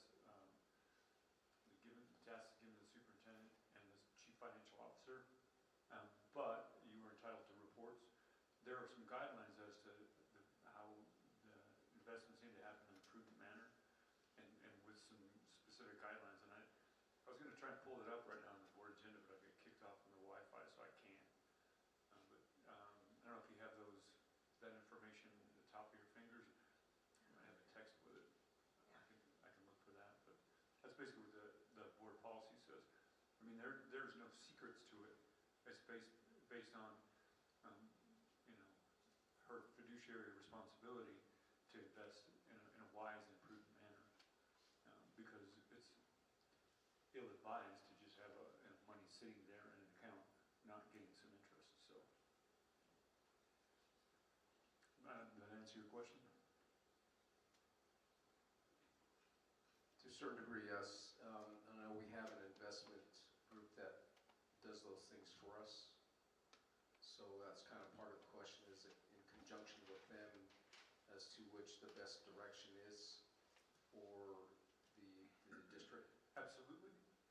You want to go ahead and expand on that? Yeah, we work with Morton Capital Markets, and they give me the best scenarios, they let me choose. Sometimes it works out to where what they're projecting is something's coming up at the moment. They'll tell me, okay, this one's gonna expire, do you wanna invest? Do you wanna do this, do that? Sometimes we act on it and then there's a better rate the next day or something like that. So sometimes it's better to actually, you just never know what's gonna happen. But I do work with them very carefully, and they advise on what they think is the best for the district. Everything's liquid, pretty much, so if we need to pull it down, I can invest a lot of stuff today and pull it right straight down tomorrow, so if it's needed. So I do look at all of that. Okay, so the one that you had informed us about was done in conjunction with them? Yes. Okay, thank you. Yeah.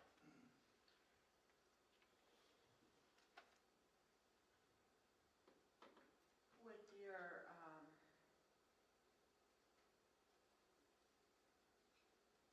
that's something I didn't, really didn't think of, was,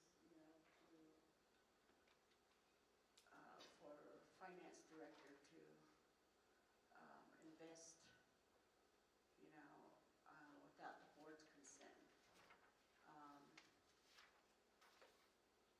That is a good question, and I think that, but then looking at the way our meetings are, it'd be crazy to hold off, if something. Oh, yeah, it could be worse, it could be better, you just never know if we waited. But I usually make the recommendation based on them.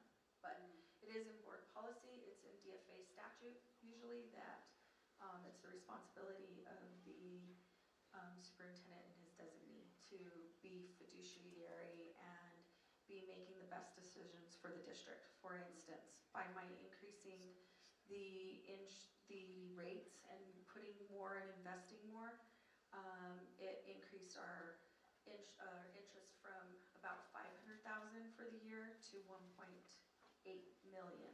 That's a 1.3 million increase. I think it makes most sense to get as much money off of the school district's money that we have that's just sitting in a bank account, because it's money that we don't have and it's money that increases. So I just, that's something that I think we need to be really carefully looking at. And I've been in instances in past districts where we swept every night. We swept everything every night and then swept it right back in the next morning. It's a lot of work, a lot of journal entries, a lot of headache. They don't recommend doing that anymore, but I mean, we have lots of flexibility, but I just believe that investing for the district to get as much money is the best bet for the district overall. And right, I know you come with a lot of credentials, and then also a lot of what do you call it?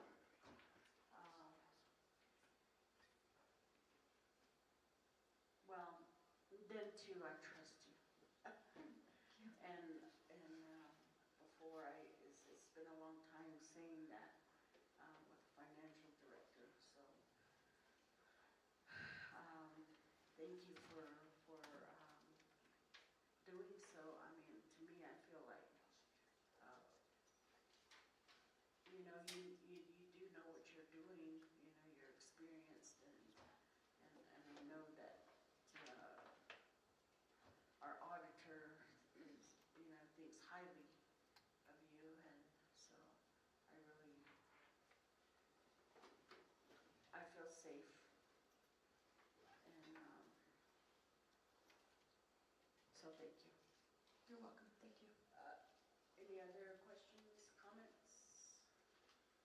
So right now, how much money do we have in like cash reserves or liquid assets? I haven't checked on that recently, but I'd have to go back and look for that directly. I'll have to come back to you on that. Okay. Well, what I've seen some other organizations do is they use what's called a cash sweep account. Right. And they're actually able to generate huge amounts of interest off the money they get, but it's, as you said, it's a lot more work, but Yeah. it does help generate interest and Right. revenue. And we might look at that in the future. I just got so many things on my plate that I just wanted to increase the investments to where I felt safe and that I didn't want to put anything at risk, but at the same time keep the rest of everything going. So future, yes, I would like to really look at what is the best. Is it going to be sweeping at night and what would that entail? Or is it going to be a few short-term things that we just push in and out? You know, we could do some things monthly, whatever we need to do. But yeah, I will look at those things for future. I do have one more question. Superintendent, you made the comment about her being the fiduciary. May I ask if she's registered with the SEC as a fiduciary? No, but as a fiduciary of the district, ensuring that my job is to protect the school, that's where I'm at. But I don't have that So what you're specifically. saying is you don't have the credentials for investment No, as a which is why, fiduciary? right, for the- which is for why, the SEC. right, which is why I use the expertise of Morton Capital Markets.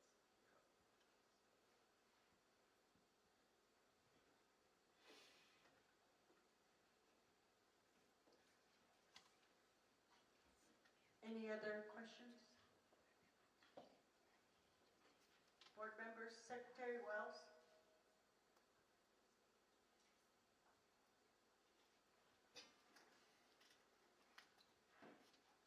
President Haskey?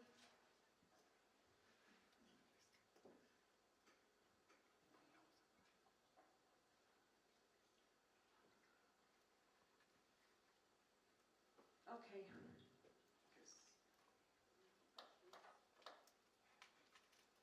Thank you. And we'll go on to item F, report on FTE recommendations by Carol Gonzalez.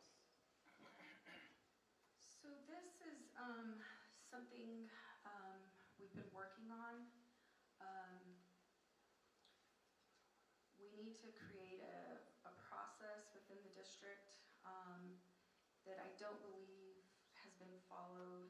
You know, we can see patterns in the departments that as student enrollment is declining and that kind of stuff, we're not, or haven't, from what I can tell, been making too many adjustments to the FTEs. So we need to create a process and a staffing model. I think that's where we need to kind of go. There's a lot of challenges with that because we've got a lot of variables. There's small schools with very few students with needing to staff almost like as if it was a full school, and those create some challenges. But then we also need to look at all the other departments, everything else. So we're looking at what kind of staffing model would that be. And so as far as FTE and recommendations, we went through another round of FTEs today, still trying to figure out where things are looking, where can we cut, and then, you know, something happens and then something new, some new criteria comes up. So we've got a lot of challenges with that, and I think it's going to take some time to work through that. But I know one of the concerns of the board is that no new positions be created. So we've been careful with some of that, and so we need to look at that as a big thing. One of the places we need to work on is we've got to get position control within Visions once we come up with that model set to where no new positions are added. It's in position control and it's either vacant or it's filled, and that's it. And then that's So, pretty much that's where we're at this point. So, I stand for questions. Questions, board members? In regards to that comment about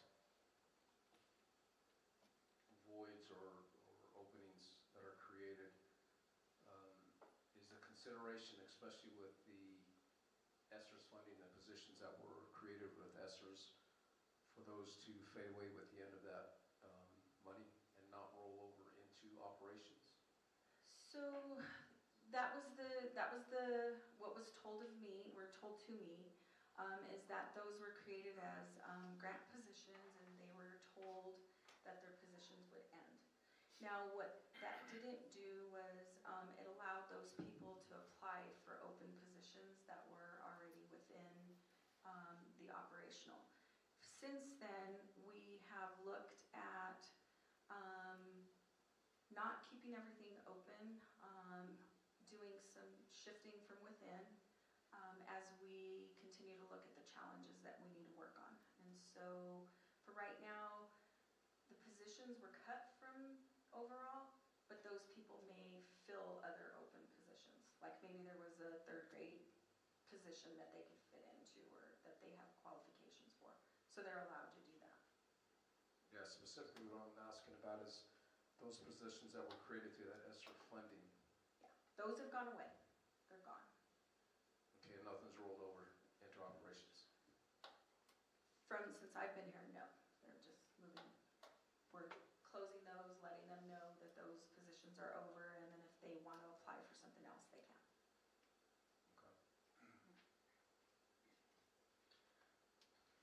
When I took a look at the budget, one of the areas that was, this may be related to the FTE issue, is that it looks like there was almost like a 300% increase in the amount of stipends that were paid out. Did the district just? So I'm still looking. Dish out stipends, or? I don't know, that was prior to me, so I still have to do the research on that. I'm thinking what it had to do was retention. I think what should have happened is from, more than likely, just the way they've gone up, but I haven't really had the time to look at all that.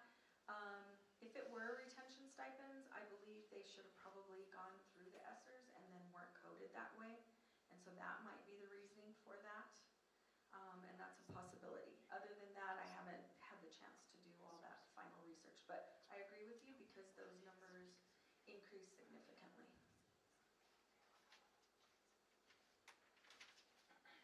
To your question? Yes. I think that's what a lot of that, I'm not going to say a lot of, but some of that money certainly was used to bring people back. We've had those discussions. So that may be some of it. But again, to your concern and mine as well in that regard, that obviously, since that money is going away and going to be gone, that that would mean that those stipends would go away as well too, just as the positions that were created by ESSERS would also be dissolved.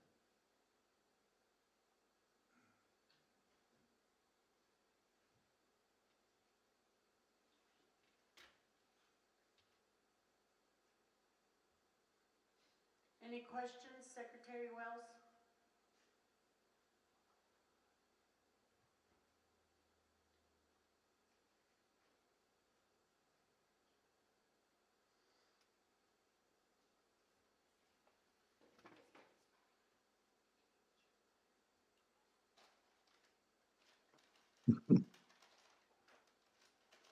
I have no questions at this time. Okay. President Haskell?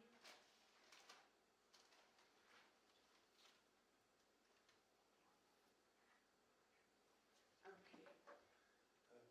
If I could ask, so when do you think we could get some firmer details about when the budget's going to be finalized, which is probably tied into some of the other recommendations and into what's been reported on? Do you have like option, is there like option A, option B, option C? Not right now. Everything that I've shared with you all is all that I have at the moment and working to continue moving forward. And so those are things that need to continue to be looked at. So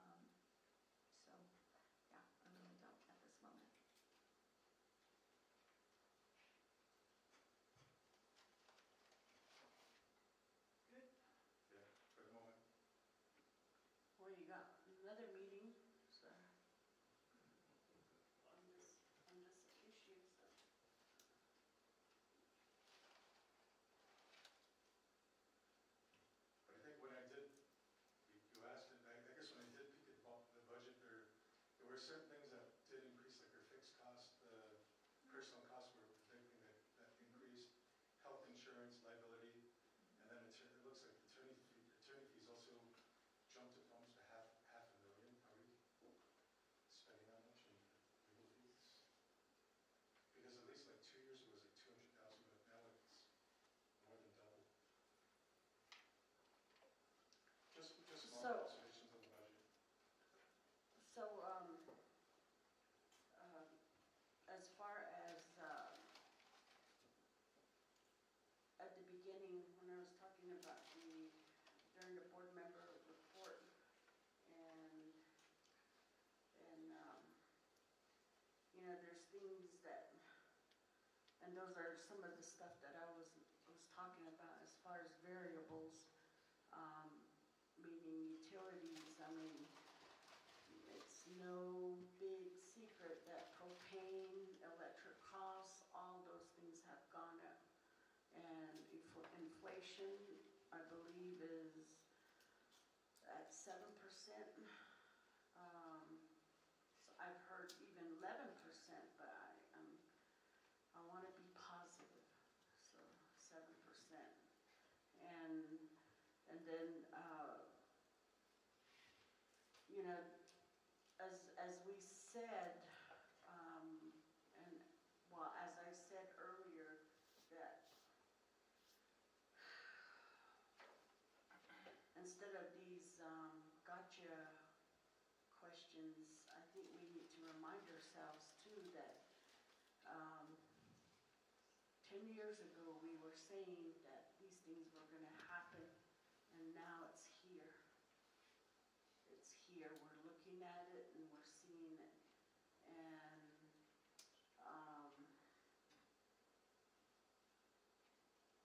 that national agenda of renewables coming down state and then impacting us firsthand here.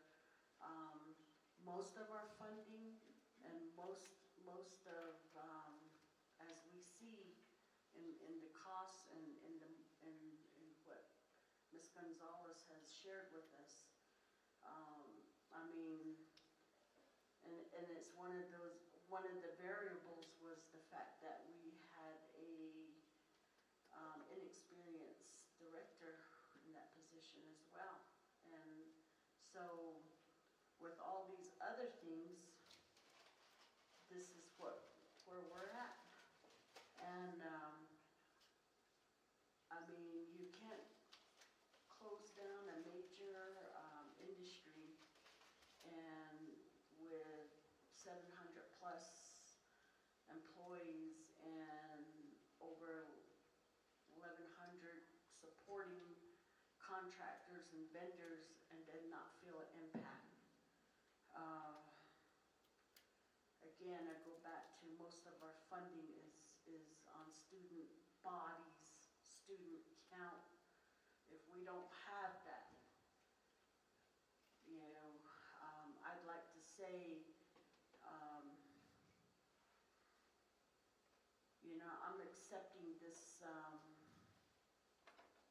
instead of talking about the district third hand, this is my community, this is my district, these are my families and my students.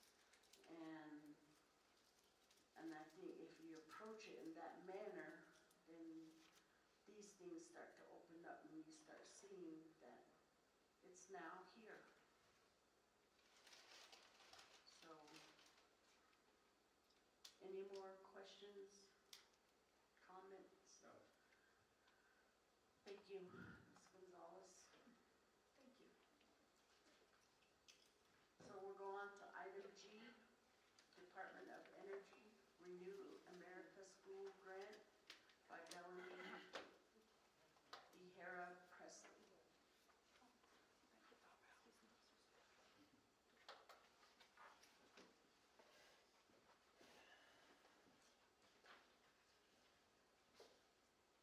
Good evening, Vice President Aspis, board members online, Superintendent Carlson. I am presenting this evening with the possibility of a grant that we are looking looking at, sharing information that would impact the district, therefore on the consent agenda for the board a little bit later. We received information about a possibility of a grant. 2024 Renew America's Schools Prize came into us from the Community and State Energy Public Information and through New Mexico Public Education. So as this came through, it's one of the first ones that would be outside of New Mexico Public Education and a very competitive grant. As you can see on the slide up here on the board, several educational institutions have already been awarded the first round of funds, and within this funding cycle, they opened it up for a second round of funds. As part of President Biden's Investing in America agenda, Department of Energy funding supports selected K through 12 public schools for an infrastructure upgrades. So this, I see your facial expression. Wow. I see you almost fell out of your chair. Yeah. Miss Aspen. It's like, how many years overdue? Right. So within this, it is, as I mentioned, very, very, there's going to be a lot of competition moving for this. In the first round, there were 24 sites that were selected nationwide. That's the little flag markers on the United States. Within that criteria, we meet all of the check boxes: Native American, rural environment, low poverty, high poverty, low income. So in response to the high demand, the overwhelming evidence of public need, then this came out of the federal government. Round one of this competition funded $80 million to $178 million. After the review, then the federal government wanted to reopen it. So closest to us, as you can see, Arizona, Texas. I did reach out to Oklahoma to get an idea of what this was like in Warner, Oklahoma. Very similar geographical environment to what ours is like, Native American population, Lakota tribe. And they shared with us some pros and cons with moving forward with this. Moving to the next slide, Ms. Ray. So with round two, it is now open. Again, just sharing information of where it came from. Department of Energy's focus on public schools, promoting STEM education and workforce development while creating well-paying jobs. So Ms. Gonzalez and Ms. Thompson and I met with Mr. Carlson and discussed pros and cons with moving towards this. Should we put the effort into this, and what would be the parameters with this? What we found in feedback from the Warner, Oklahoma School District was this one takes a while. They were funded in 2022 into 23, and they still haven't received their funds yet. So knowing that this is a very slow grant, it would be something that if we were selected, if we went forward and were selected, it could be 2 to 3 years, potentially even 4 years out before we got moving on it. So we discussed the possibility of Bond Wilson being able to receive the funds, looking at that being in our area, focused on STEM education, workforce development, and could be a component that would be very eligible. We also understand we have schools that are within the lines of PFSA, so we don't want to touch those, And so what could we use this money for? It is, as we talk about renewable energy, there's a list of components, and I'm wanting to say that that's on our next page. So Ms. Ray, did you switch forward there? And so these are the options that we could run after. Prize 1, column 1, column 2, column 3. If we were to look at a $300,000 cash prize, award, there would be no cost sharing required. We could have and run for up to $6.9 million within that column infrastructure in that first phase. If we ran towards phase 2 at $500,000 to the $1 million, there's a minimum of a 5% cost share. So that's where we wanted to share with the board. If we looked at a grant higher, they are requiring our our school district to participate in 5%. So what that means is, if we were to select, say we were looking at solar panels, you know, just as an example, and it cost $500,000 for what we were doing, we would have to support that cost 5% of that total cost coming out of our funds. So it's a cost share grant, meaning that it's not just a, you know, we get the money and that's it. We would have to invest. The next phase, if we ran at the 7 million to the 14 million, then we're looking at a 25% minimum cost share. So that is a deciding factor for us when we look at how much money we want to run towards, how much of a plan do we want to look at, what do we want to project out that we would utilize these funds for in the components of what's allowable within this grant. So to the next slide, please. And we just have one more and then we'll look at some questions.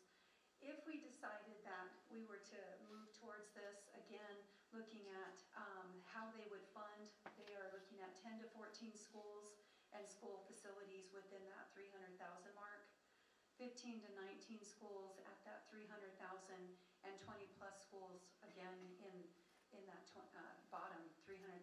So this is what they shared with us they will be funding. So of the applicants and what the applicants are looking towards, cooperative agreement, and then the cooperative agreement implementation. So it really just depends. We have to develop the plan. We have time until June to submit this.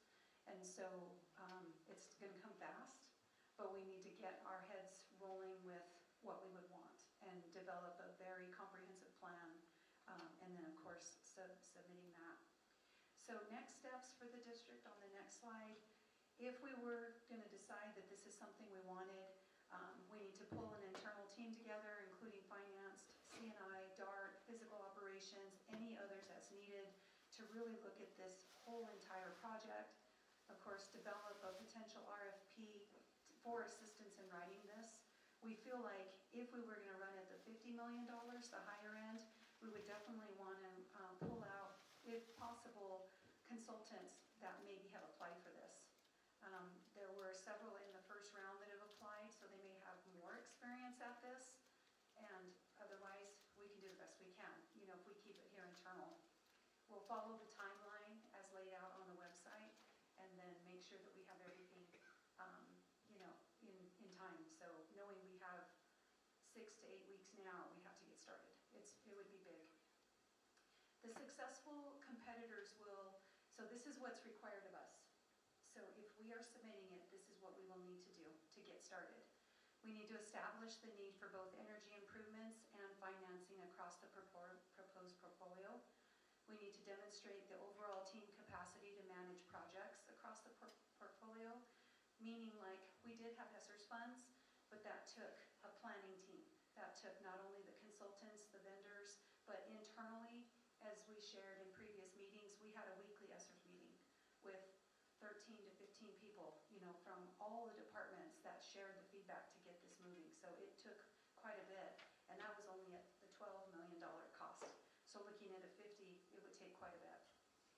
Propose a comprehensive plan for executing phase 2.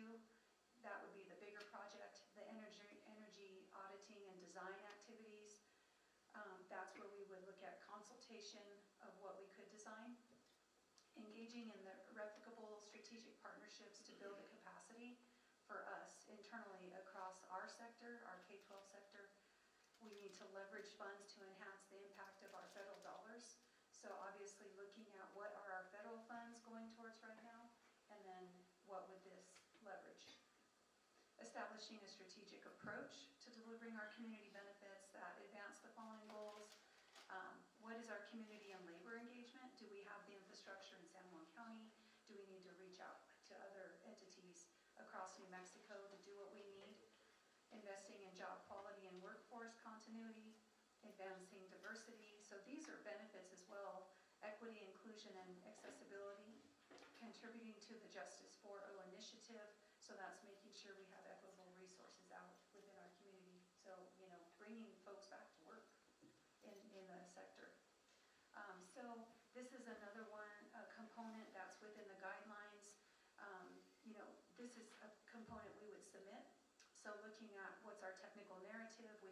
points on that, so it's our checklist. Our energy justice mapping tool, we have our reports, so we would have to get out some surveys. We have to get our data team involved with us to get data and research going. What does it look like we need?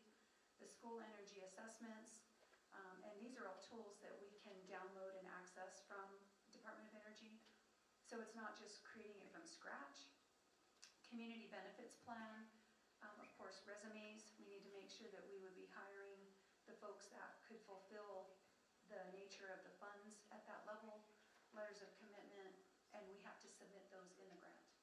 So these are all a checklist. When we submit the grant, these are all the things that we have to have in it.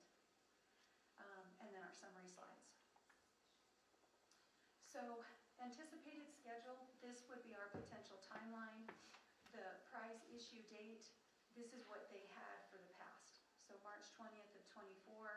The submission deadline for this component is June 13th, 2024.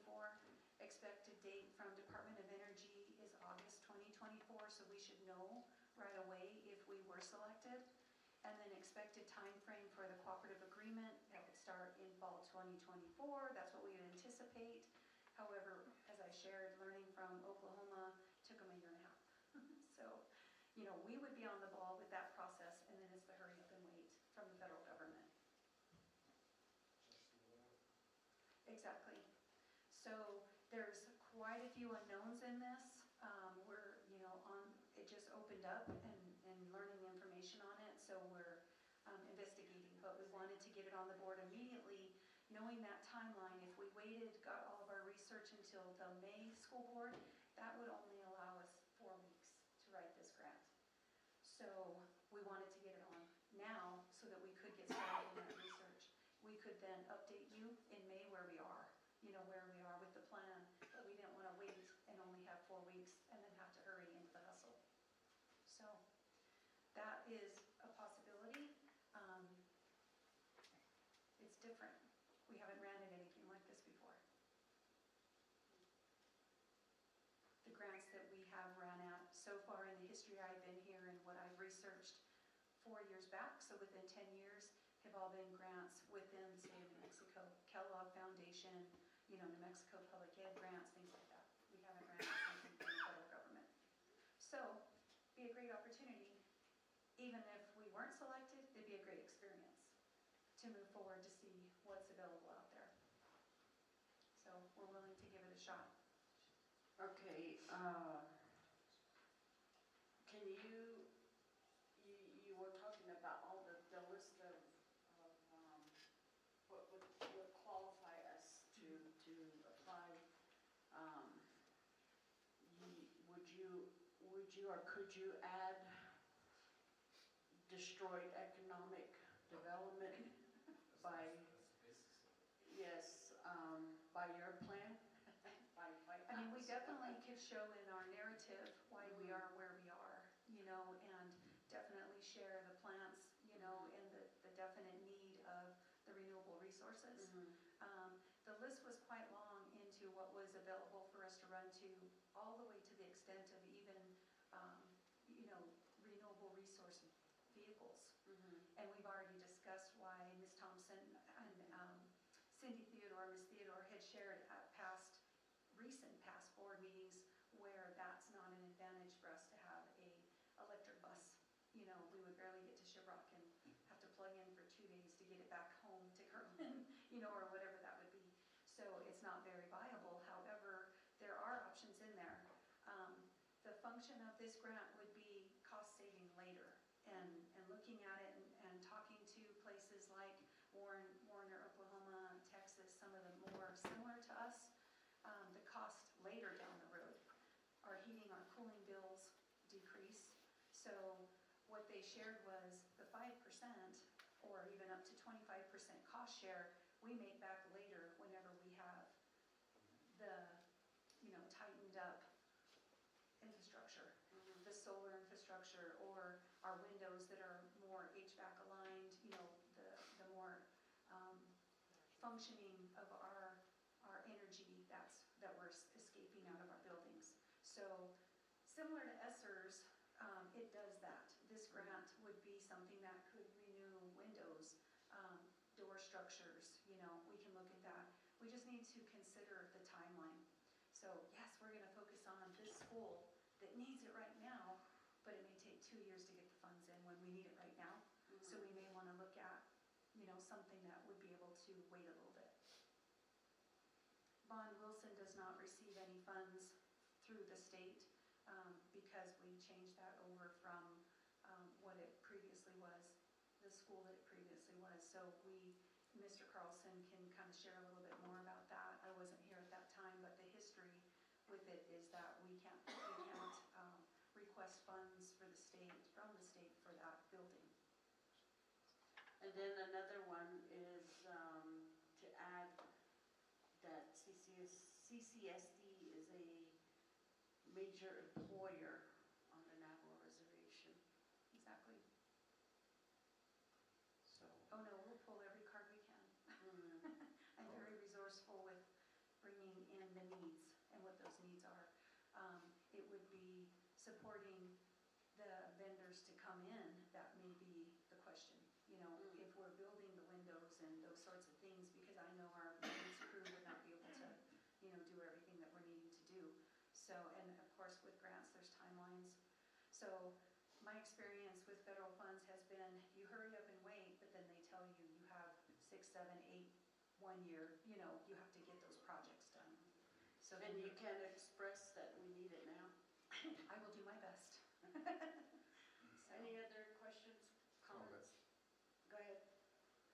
Looking at the guidelines in respect to number 5, community and labor engagement, investing in job quality and workforce continuity, advancing diversity. I mean, when you look at Bond Wilson and the opportunities that it could provide if it was to be enhanced and utilized in that way, and then you go down to table 3, from what I'm reading, the way that I read it, community benefits and letter of commitment. So those two speak to exactly the investment within our students and enhancing the services and the training that we could do and provide out of that school. And I've said this before about expanding Bond Wilson to the other 2 high schools and creating, developing those training centers there. And that would again serve community benefits and also the community labor and engagement and investing in that job quality and workforce continuity.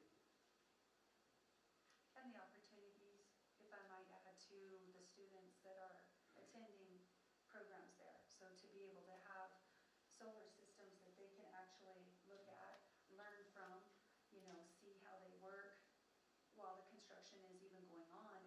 We could potentially even look into some work-based learning to where we're incorporating students that are taking courses in similar fields to be in a job shadow that's happening amongst the district. So, there's quite a few potentials with it. The bigger piece is just because it is so competitive, my concern would be not being able to just hammer this out on my own. So would we look at sending out an RFP for support of those that have written something in similar capacity, have a partner team within that? Or, do we have the capacity within our cabinet, within our coordinators to attain to the needs of writing this? So we are in grant season, so even within my other component, my main component of my job are the titles. And they haven't opened up quite yet, but they're getting ready to open. So from any day now until the middle of May, that's my first focus, is writing Title I, II, IV. FAE just opened, as I shared last week, so we'll be moving at that, and that takes quite a bit of time as well. So. Any other questions, comments? Yeah, I think you somewhat answered one of the questions I had, but a part of this money can also be used to upgrade our existing facilities, is that correct? Yes. So that could be like, I think I've seen a few schools that have a lot of like vacant land, so this could ideally put in like a solar farm at some of these schools to power their energy needs in that area. We can do further research to ensure that is correct, but definitely existing and improving existing is on there. Because when I went back to the document we saw on the budget, one of the areas that we've seen some skyrocketing costs or big jumps in cost is with energy, electricity especially. So maybe this could be used to mitigate or reduce that's what, when we researched and I reached out to Department of Energy to talk more about it, how do they see, what has been the history of when they have funded the schools, even through round one, what did they see? And it was that cost share. Oklahoma, they put in wind, there, a lot of wind. Our area, we're pretty sunny, so that may be something for us. So we would just need to look at the needs. What do we need? How can it support? And then definitely looking at the end of the line, how are we going to reap the benefits of that energy renewal?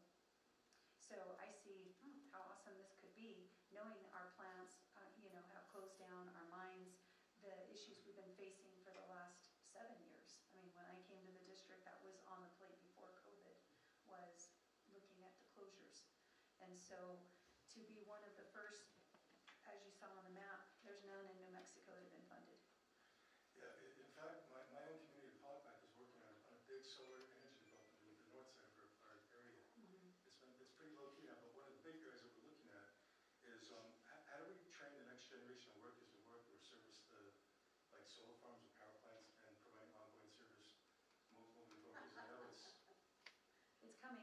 It's coming, whether you like it or not. I know you. You mean train one person?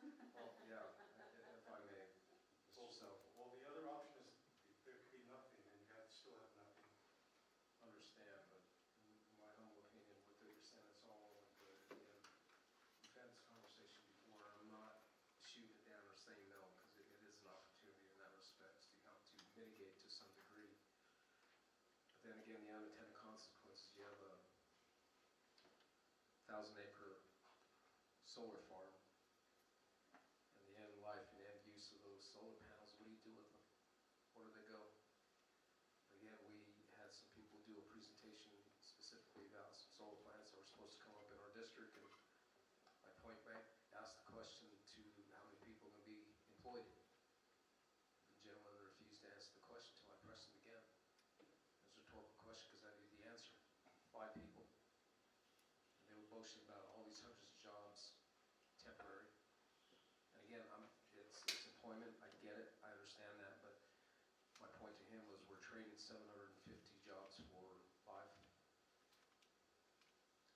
Again, to me, those are the unintended consequences.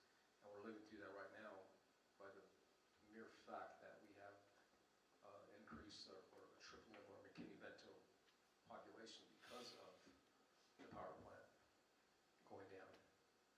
And that started 5 years before because they started winding down. And the effects are going to continue for many years after that. So,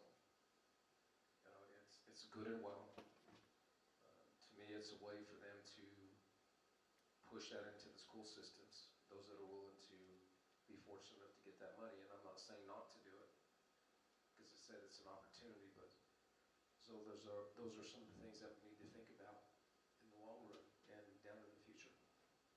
That's just my opinion. And my take on it is that pre-project, when there's the construction of the solar panel farm, that's where the jobs are, but they're not permanent, that's temporary. And then as soon as that's done, then you're only looking at the handful of operators. And these operators consist of somebody going in and basically window cleaning the panels and from snow or dust or bird droppings or birds. And then on top of that, the better, I guess the upper operators are the ones on the laptop controlling that. So, and they're not even local. So we're not even talking about employment here. So that's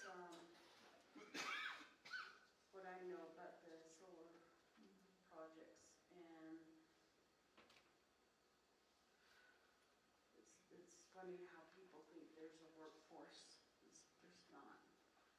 And then even after the use usage of that land. You don't even know what, I don't even think studies have been done, I don't know, of how to reclaim it, how to, what can be used after. I haven't heard that part. If I may add to that, I had a conversation with a gentleman at the airport in New Orleans, who's actually a mechanical engineer that works with companies that deal with electric batteries and solar panels. And he was telling me that a lot of those companies do not have plans to mitigate either the batteries themselves or the panels themselves. They don't. Again, so here we are stuck with a land farm with solar panels, and how do you dispose of them? Exactly. So to me, if you were to take that money and enhance every single facility we had, or as many as we had, to make them energy efficient, would be more of a cost benefit in the long run rather than putting up a solar farm somewhere on one of our leases, which means we would have to expand the lease, go to the tribe, or go to the chapter, go to the tribe, grazing permits, land permits, all of those, which that in of itself would take how long? Exactly. See, so the easiest thing to do would be apply in respects to making every facility that we have that is to modernize it and to make it more energy efficient. That's what we're looking at. There's many opportunities within the grant. We just need to look at what would be the best for the district. And are you able to just ask for a generator? That's a great question. We can look to see if that's an opportunity within the equipment. You know, it could be that there's equipment purchases. I know the focus is more making your facility energy efficient, you know, more with the renewable energies. However, Because we're, you know, with power outages, because that's something we're facing also. exactly. The grid is overloaded, and that was just on the front page on Friday. So,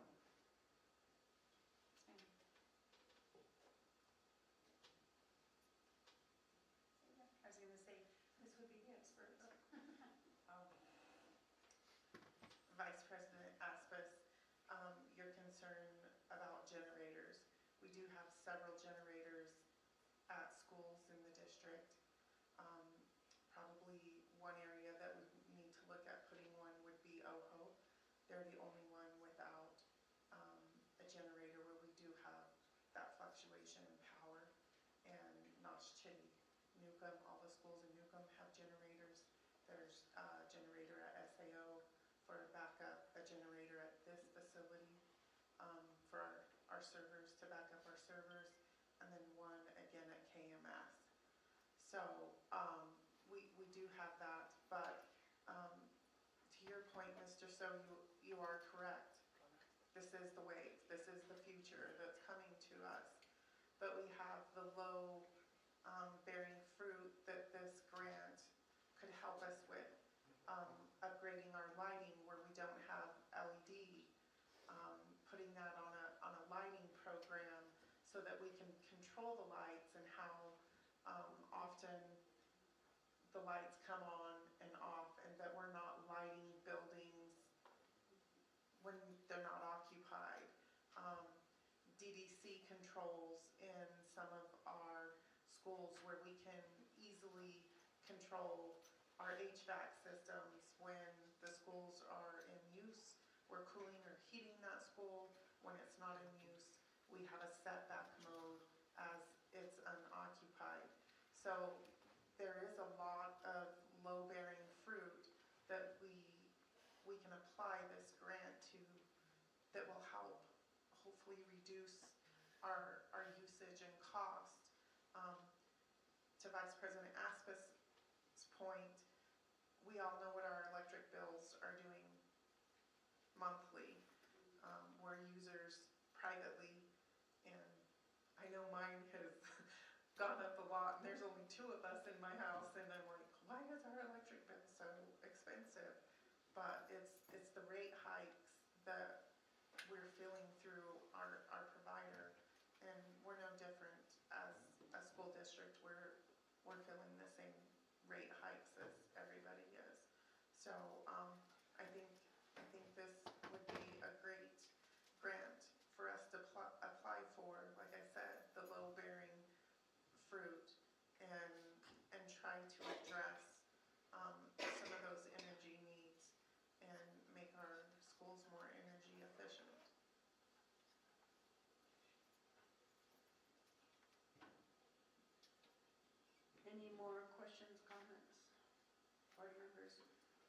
Secretary Wells, do you have any? I'm enjoying the listening, but have no comments at this point. I have a quick comment. Okay, go ahead. I think that as we continue to move forward with all the challenges we have in the school district, it really doesn't hurt to look at all our options, despite, our personal thoughts in regards to renewable energy. I think it might help us, reduce some costs, but, I think we need to just consider all our options. Thank you.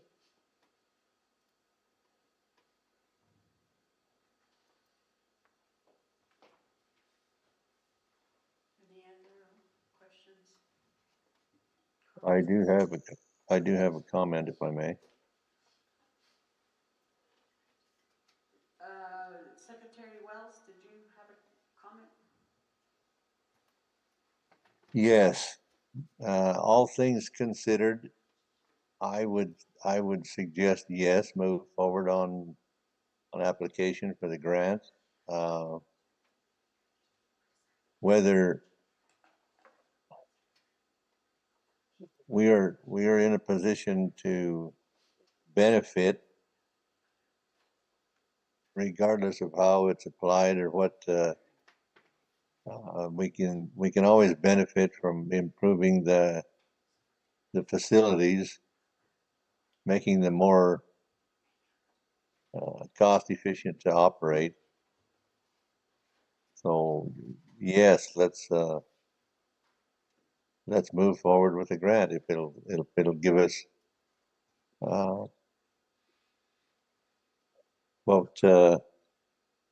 better cost efficient lighting, better cost efficient heating. I don't think our energy bills are going to go down, so if we can improve it some way, let's do it. Thank you. I just have one, not a, well, it's a question and kind of a little comment is, my only concern is the 25% match that's listed when you get into the higher numbers. That, with our challenges, will be kind of a challenge. I just want to make that stated. So maybe on that, you could do like a cost benefit analysis to see what, if we qualify for that top tier, how much money we would have to put up, and whether or not just looking at our energy costs, if that can help mitigate those costs, then it would make sense to make those investments. Right. Because for me, I'm looking at this from a perspective of being able to save money in the long run, that if we're able to keep our energy costs at a minimum, or at least be able to have some sort of hedge against what we're seeing right now. Right. No, I agree with that. It's just you see that initial Well, cost.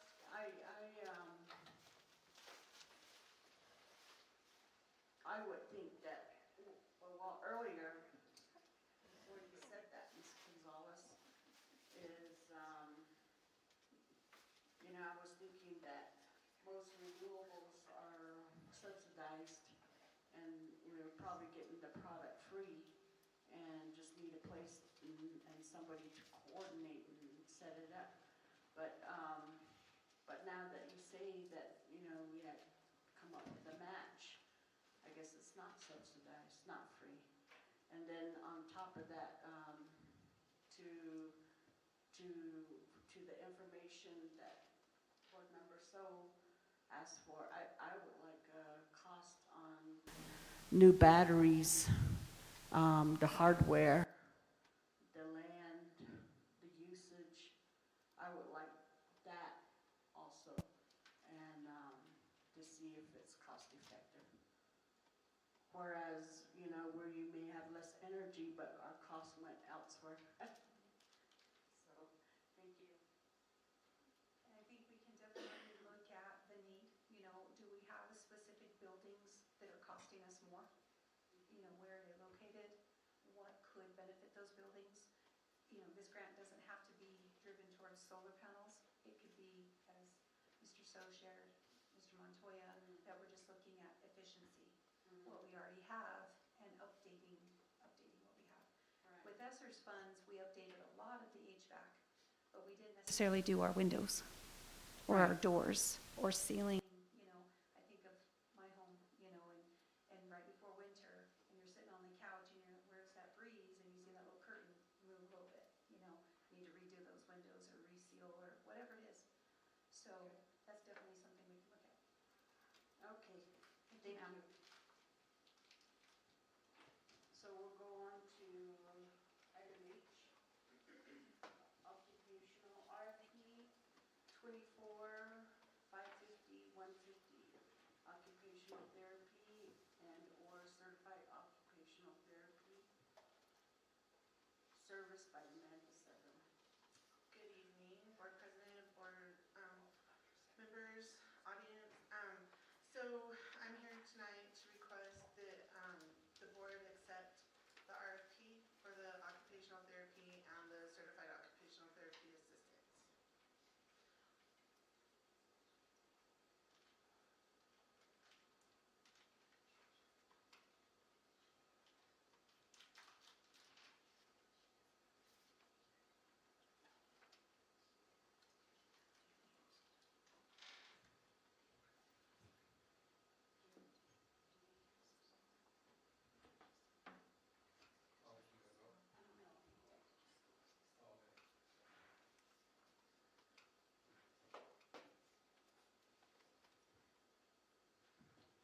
So I'm assuming on item H? Occupational therapy. Yep. Ms. Sutherland, go ahead, please. Yes, I'm stand before you to make the recommendation that you approve the RFP for this vendor to hopefully supply us when we're in need of an occupational therapist or a certified occupational therapist assistant.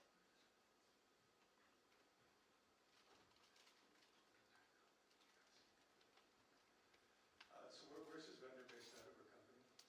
Oh gosh, I don't know. They're not local.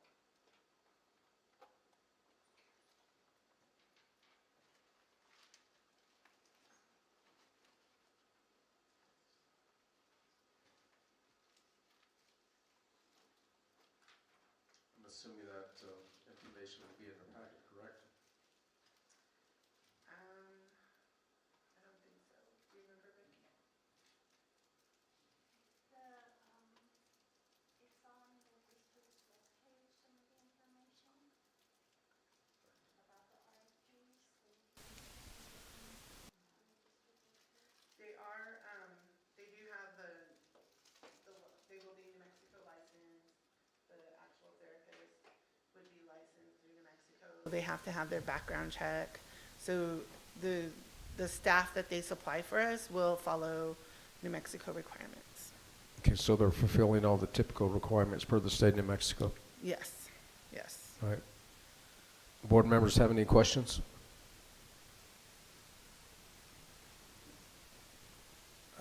Just that there's no real cost attached to it. Is there like a maximum limit of what their bid is for the district? No, there's no limit to the bid. So they put in their bid and then the team gets together. And this one actually was left off from last month. And so we needed to add it on. But there should be an hourly cost. But I don't have that with me. It wasn't part of the packet.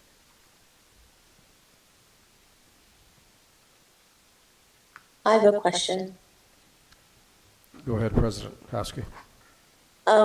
Were there other agencies that did this go through an RFP process? Were there other bids for the service, or what was the process to obtain this vendor? Yes, ma'am. So it was last month. You all, the board approved our other RFPs for whatever reason, this one was left off, so Christy Walter put it back on the agenda for tonight to be, to catch up, to be approved. So it didn't get with the others that were done last month.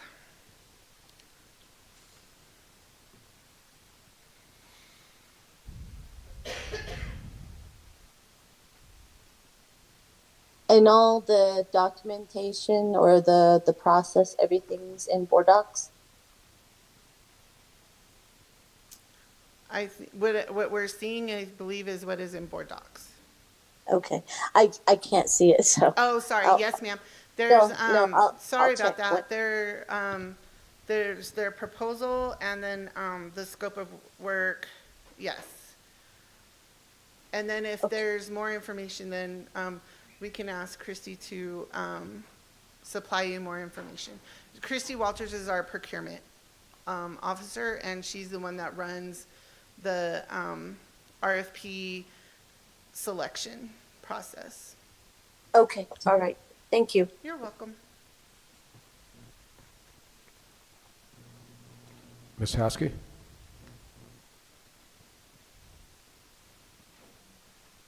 Yes. Okay, I was just going to say that there was 3 proposal highlights that they had listed on this recommendation. Oh, okay. When I get to, my computer, I'll look at it, but thank you for that. All right. If there's no other questions? No. Mr. Wells?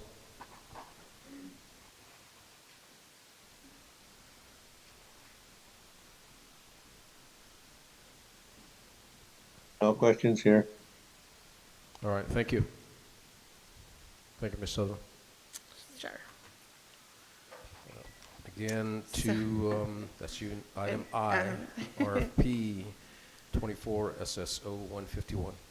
So, again, I stand before you and, making a recommendation that you approve our RFP for school psychologist services. And we're asking that all of them be approved so that we have, a variety to choose from. If one is not available at another vendor, we could go to the others. So basically on the same lines of what we expressed last month, just Yes. having people available to service, correct? Yes, And no money is paid out to any of them unless they provide service. yes, correct. Questions from the board?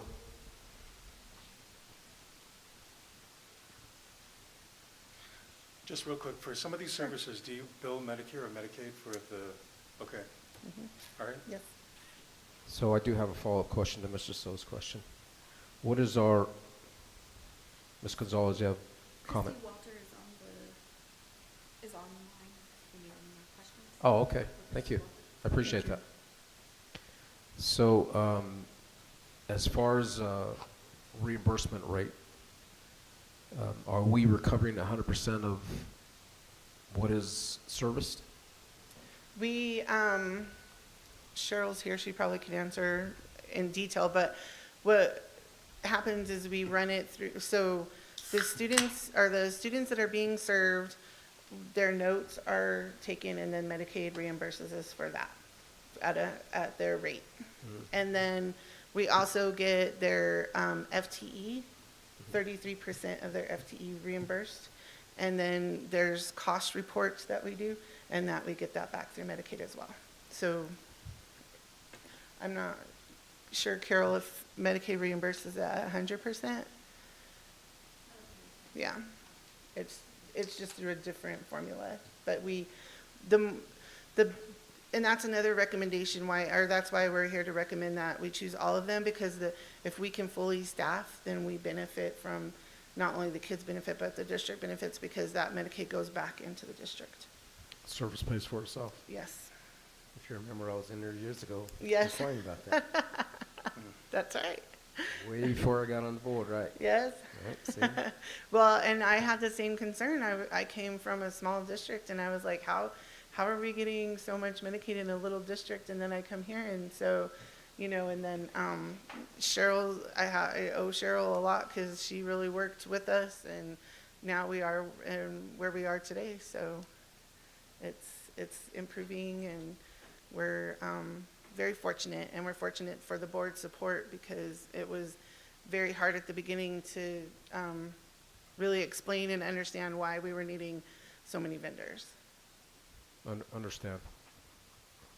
But you can also understand the reservations too when you see a list and you want it all to be approved. Right, right. Well, and not understanding that it's just a cost by the person, not. Absolutely. Yeah. So thank you for your support and understanding. Okay, so is there any other questions from the board before we move on? Nope. Mr. No Wells? questions. No questions. All right. The next one's yours as well, Jay. So again, I stand before you to recommend approval for the RFP for special education teachers. Because as you heard earlier, Tanya was talking about how we had 9 J1 teachers. And so this would just help us to get hopefully some staffing, especially if we can find like train autism teachers, and even, you know, teachers that have been trained with behavior. So we're hoping that we can maximize this RFP as well. And the reimbursement follows the same process as well, correct? Or Not is for there- teachers, not for just the teachers? related services. Oh, okay. Yeah. All right. But it's for nurses and all our ancillary. All right. Thank you. I'll open up to the board. Okay, so your funding's going to be IDEA, special education? It comes through special, but it won't be through IDA. They'll be through probably 11,000 that we have budgeted in our account, and it'll show up in other contract services. So you'll see in my budget, it has other contract services really high, but it's because of, we have to, in order to get the Medicaid back, it has to come out of 11,000. And then 24106 is meant to spend on students and other like emergency things that come up. Okay.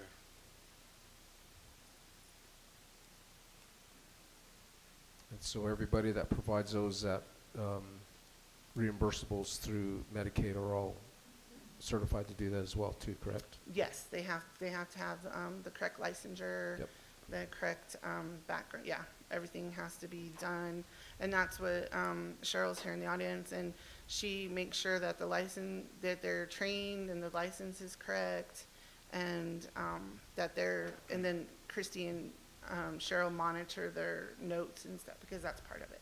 Yeah, because some people misunderstand and think it's automatic when it's not. No, there's a lot of work that goes into Okay, it. well, I appreciate the fact that. So our district almost has like our own internal medical billing insurance agency? Kind of. Well, Something she, like that? yeah. No, something to that effect. Something because to that effect, because we if you were don't running. have people Mhm. that are qualified and certified Yep. to receive those reimbursements, then you can't recover that funding to Right. be able to do that. And we onboard them, we make sure that that's part of it. We've done where, because some of especially our speech pathologists are out of state. So we've linked up with Berlinda and Cheryl and have done cultural awareness, because they've never been here.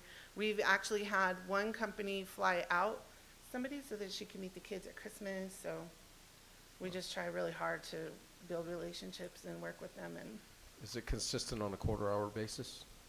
it's that they're paid on their time. Yeah, on their time. Yeah, it's the billing on the Medicaid is every 15. Okay. Yeah, All right, thank you. I guess that's quarter, right? Any further questions from the board? No. Mr. Wells, Ms. Haskey? I'm good. All righty, I don't have additional questions, thank you. thank you. Thank you, guys. All right, let's move on to summertime, summer school. Mr. Venturina. Good evening, Board Member Montoya, Board Member. So, Vice President Aspas and President Haskey and Secretary Wells over online, and everyone in the audience. I'm actually here, and actually it's kind of like a clarifying points. I'm only here to present the dates for the summer schools, especially because we have some changes that were made based on the dates that we had submitted last year to the Budget Bureau, and that's the reason why I am presenting the dates tonight. However, I need to go back next month because it wasn't part of the consent agenda, so I apologize for that. But mainly the reason is to get you updated and the board the information on changing or some of the changes. So just to give you a quick rundown of the changes, before or last year's budget calendar for the OST or out of school time, extended learning, and of course K-12 plus, all the SEG calculations, we applied for that and we were in tiered 1 basically. So we need to make sure that all those out of school time programs were met, and we decided to have our summer school be part of that OST along with the OST, and Bellamy can explain a little bit of that also if you would like to. But here are the changes, the dates. The elementary school will be, actually all the high schools, middle school and high school elementary will be starting from June 5th to 27th. So the initial submission that we had for PED was June 11th, which we accounted some of the, I think June 10 was the interim elections. That's why we didn't put that in our kind of like considerations to move a little bit our summer programs or summer dates. So, but we had a couple of weeks ago or even months ago, our principals and our administrations had met and decided to go to these dates and see, and of course, getting all our program offerings extended and expanded. So here are the dates, and then the Ban Wilson will offer enrichment possibilities of work-based learning and project-based career pathways and learning opportunities. And then here you go for elementary and middle school. So one of the things that the OST requirement is to provide intervention and enrichment.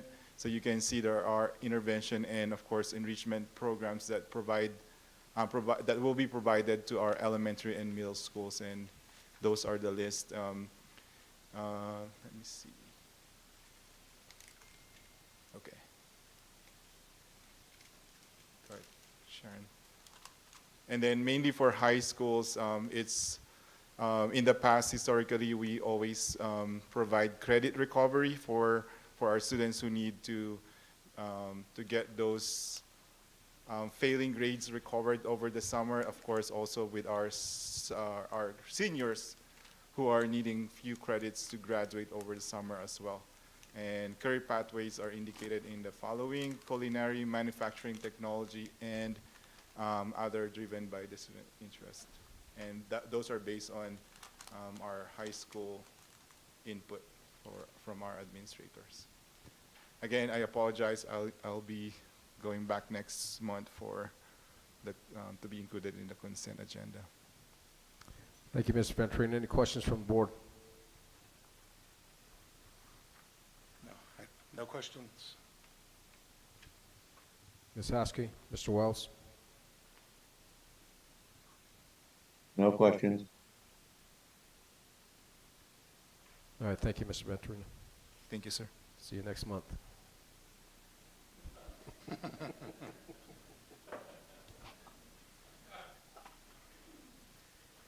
All right, on to item L, IEC procedures for funding requests. Dr. Belinda Begay.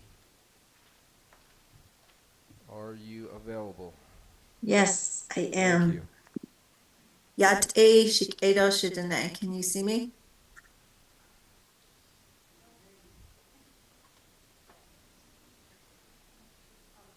Are you able to see me? There you are. I see you. Okay.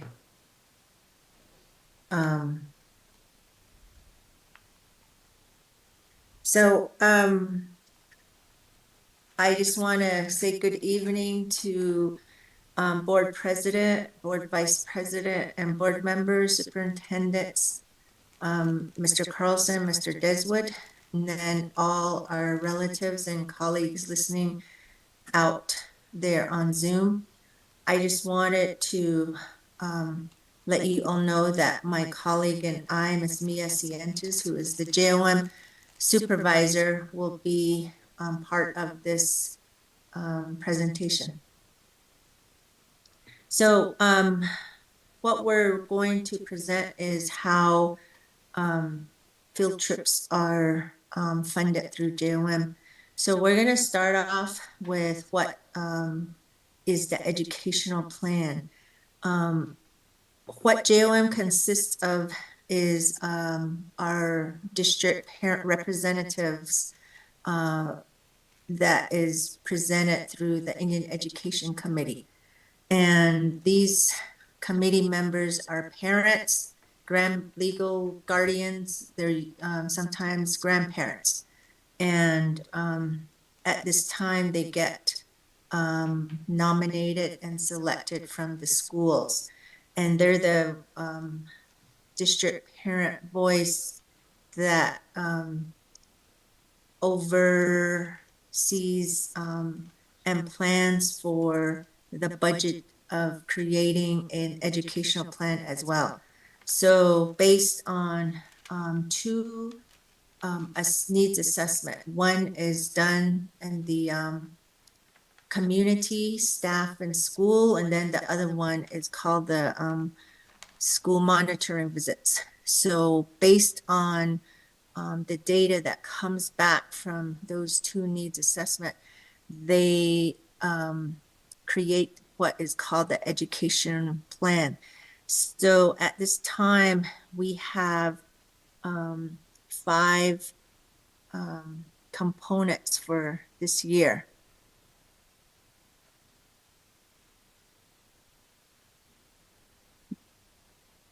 And the way these components are established are based on the needs assessment that comes from the needs assessment. That's how these components get created and established. So the past several years, these components haven't changed. What JOM really supports are what's listed in the educational plan. And with Navajo Nation JOM, their emphasis is really on Navajo language and culture. And then there's, based on the data that has come in from the two needs assessment, it also supports Native American English learners, Indigenous STEAM, college and career readiness, parental costs, and culture linguistic relevant instruction. Next slide.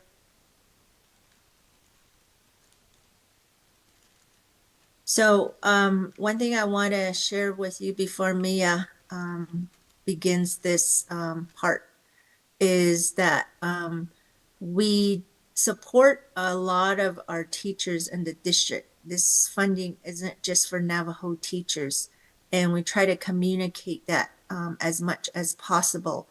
And so because this grant also supports culture linguistic relevancy, CLRI as it's the acronym, it does provide that support for all teachers to utilize this. And that's how the next slides will cover the field trips, and then it helps support teachers to order supplies and materials to do a culture linguistic relevant instruction as well. So I'll have Mia do the remaining slides as she works with this part of the process.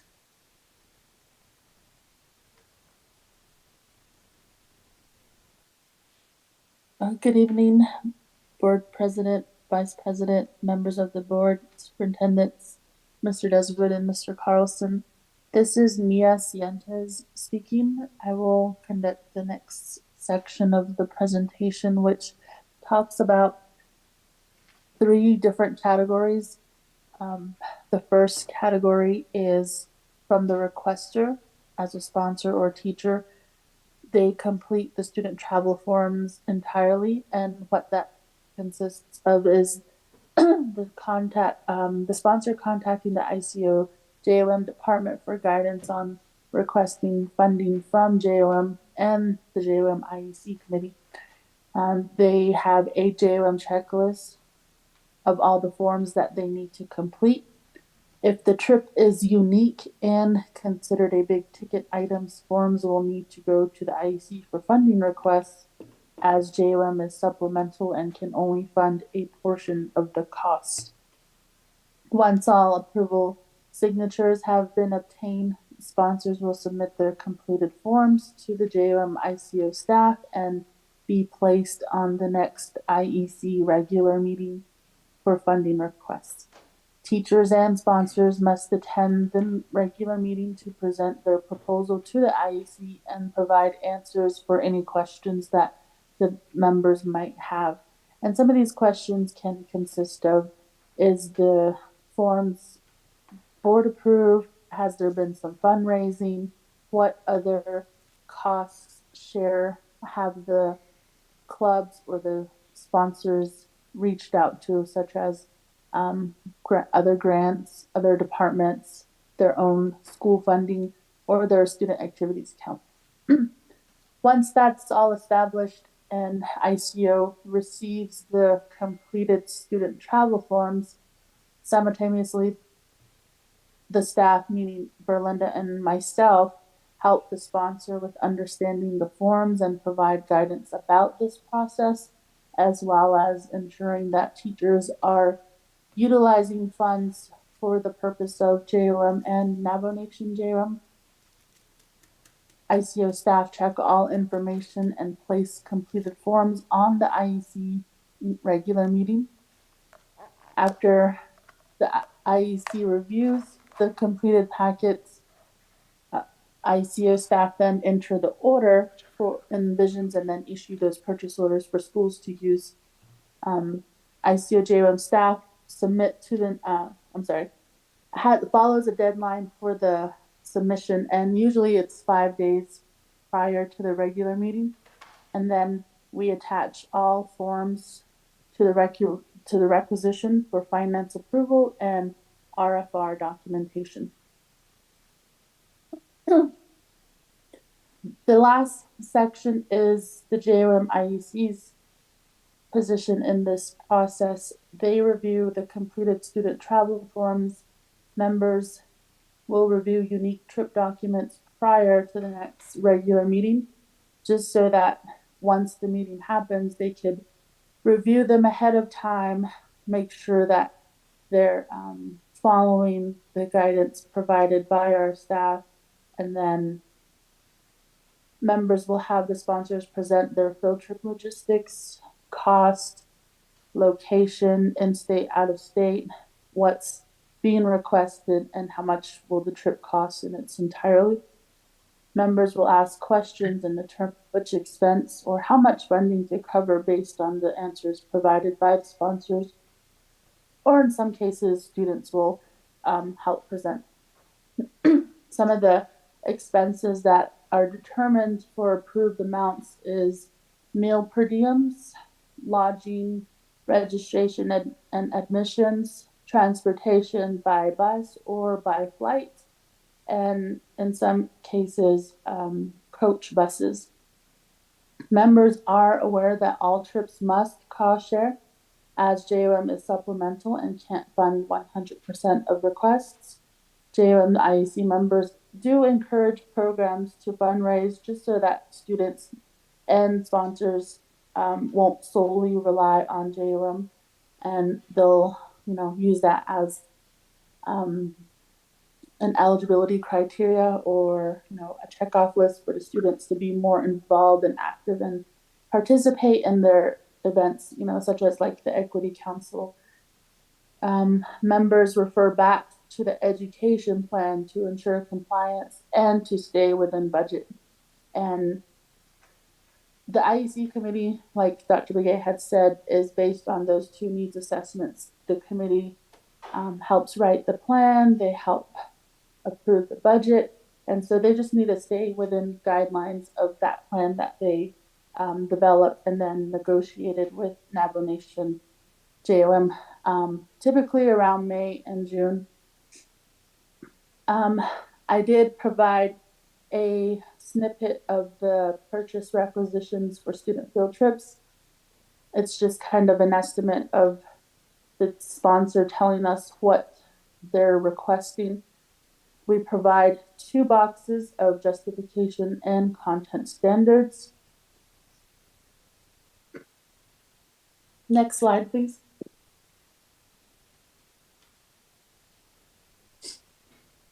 The next slide talks about culturally inappropriate field trips. We've provided guidance from a cultural perspective aligned with our traditional protocol and teachings. In the event that some of these field trips are submitted to our office, the recommendations are to let families know the location of the field trips. The following are examples of culturally inappropriate field trips, such as Anasazi Ruins, caves and volcanoes, other locations such as where death has occurred in the Antelope Canyon, memorial sites like Arlington Cemetery. I know a lot of field trips are to Washington, D.C., and some of the sightseeings are near these areas. And then the last site is sacred sites and are only used for holistic and ceremonial purposes, areas struck by lightning. And then some more teachings are visited on a case-by-case basis, but the student's background needs to be validated and affirmed. Many of our own people do not know these teachings or unaware and needs to be shared with their parents or guardians. And it is also at discretion of those parents and guardians to send their child. And then we just do not want to be held accountable for students who may get affected with the negativity of any of these sites as listed, which is within the teaching of the Diné. On the next slide, I have the JOM forms checklist. Requesters will submit 15 days prior to the trip date. This allows us some time to review, to enter orders, to ensure we meet other department deadlines. If it's a unique trip, it is going to have to be more than 15 days if they want to present to the IUC committee. Majority of and the board, yeah, and the school board. Thank you. Some of the checklist items are student travel pre-approval forms with 3 signatures depending on local, extended, or unique, pre-travel itinerary forms, student activity requisition forms, transportation seating charts, student rosters, lesson plan, and 90-day plan. I've created a Google Share Drive that has all these files, and it could be accessed online or by email. Onto the continued slide, requesters will need to provide the following in their travel request forms to ensure that funds are being utilized. Number 1 is justification. How will the trip support student connection to culture, identity, and language through opportunities that promote what Dr. Begay was talking about, CLRI, embedded instruction in all content areas? How will the trip promote and provide CLRI appropriate educational student field trips for students' cultural experiences as needed to support language acquisition, cultural identity, student leadership, and academic support? Content standards can be included from the Navajo Nation content standards. We do support STEAM and arts, and they do have their own content standards as well, and any other affiliated standards. And then the last one is culture, language, and equity.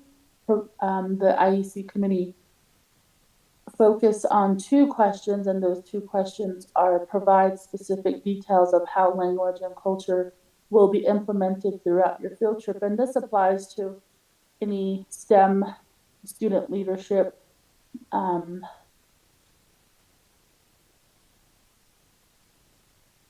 student clubs, equity clubs, and then how will you ensure that all students are afforded the opportunity to participate in the field trip? And then on the last slide for this section is sponsor will have to follow the approval for signatures on student travel form, which is local field trips, extended field trips, unique field trips. And typically when I do get a request, I do let the sponsor know what category their forms, which category their trip falls into. And so I give them the right process to follow. If it's a unique field trip, it'll definitely have to go to the board and IEC. If it's local and they're only asking for non-big ticket items, they don't have to. Okay,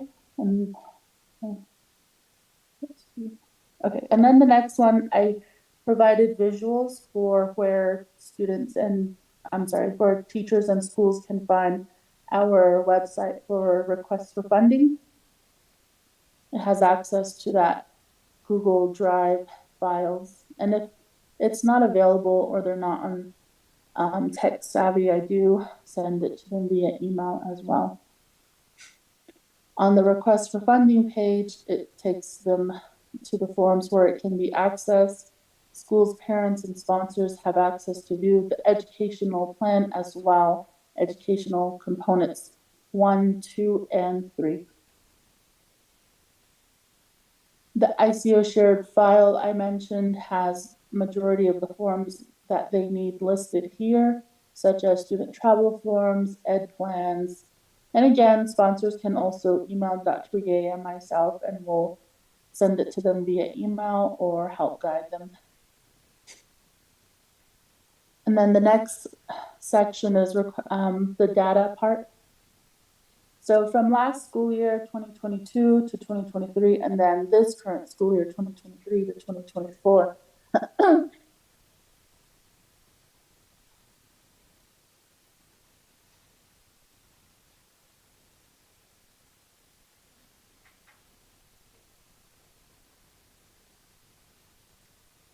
Sorry about that. School year 2022 and 2023, both elementary and secondary trips for unique, extended, and local to cover meals, registration, lodging, flights. It equaled up to $176,356 for elementary and secondary local trips. We had Kirtland Middle School IEC approved, TBA ban IEC approved.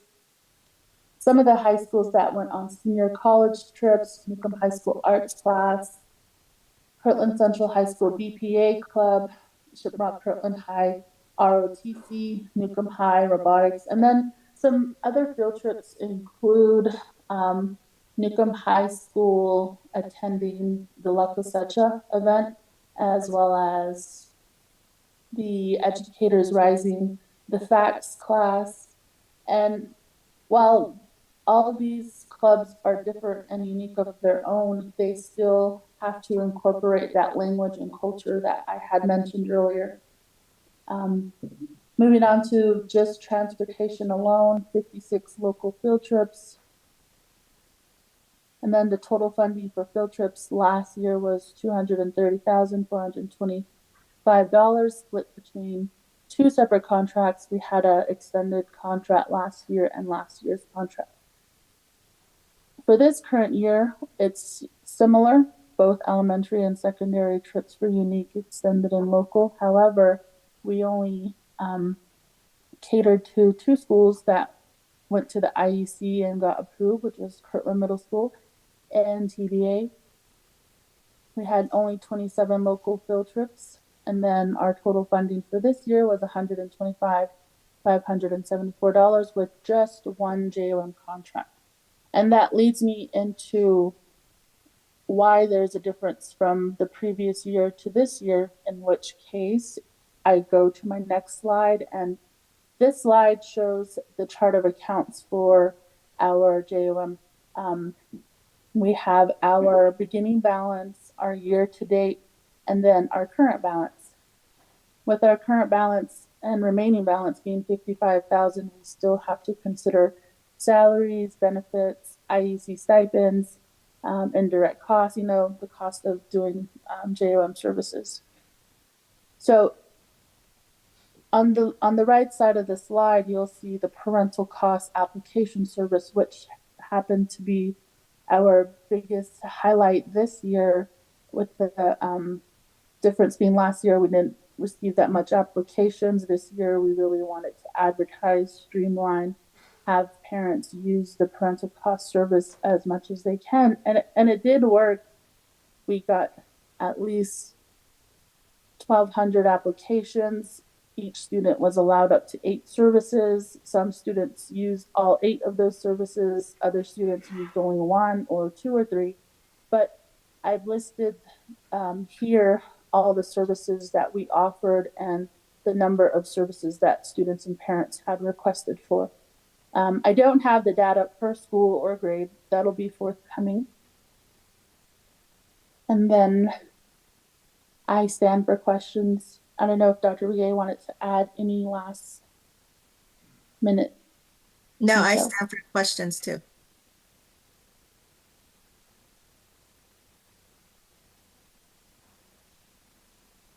Ms. Aspas, go ahead. Yeah, I was the one that asked for this IEC. So with money going out, excuse me, are you aware of this, Ms. Gonzalez? The monies that are going out from IEC?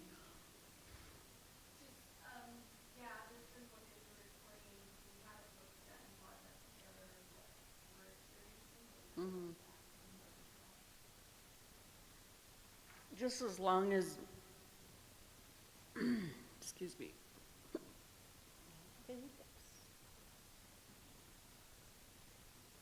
Just as long as you know, as you know, the major finance director, and I'd like this report, either from the committee or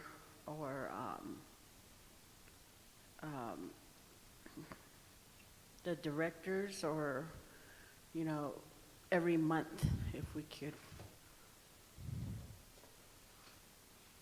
to keep on top of what's being spent on JOM, please. Thank you. If I may add to that as well, that the breakdown that you have on that slide 17, I think Ms. Aspas, if that would be provided, would that certainly help as far as our overall responsibility, and as well as you were saying to Ms. Gonzalez, granted she's probably not counting every penny for them, but certainly the overall cost, correct? Mm-hmm. Okay. I mean, May I add something? It's coming to, I'm sorry, Dr. Begay. The reason why I'm saying for Gonzalez to be part of this is because, for that, I feel like had I not attended that IEC meeting and not known that the amount that was being considered to pay part of a trip, and we would have never known. And so we need to know what's being, and while we're over here trying to cover costs too on this side, and while they're getting money on the IEC side. So I think we need to we need to know, and that's why I'm asking those questions. Thank you. Any other further questions from the board?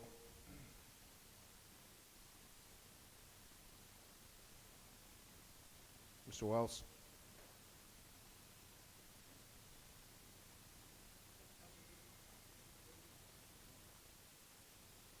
Dr. Begay, did you have another comment? Yes, so I just wanted to share too that JOM, the spending usually happens because we don't get like full access and full approval until late fall. So and that's just part of how the Navajo Nation works with their approval process. So every year we all face that situation, and we have shared this information every year to the challenges of starting JOM until late fall. But we also want to share that the budgets are always a month behind as well. So when we do expenditure reports at our IEC meetings, you will see that it's 1 month behind in that sense. Thank you. Thank you, Dr. Begay. Ms. Aspas, would you like to take them back? Okay. All right, so if there's no further questions, Ms. Haskey, are you good? Mr. Wells, are you good?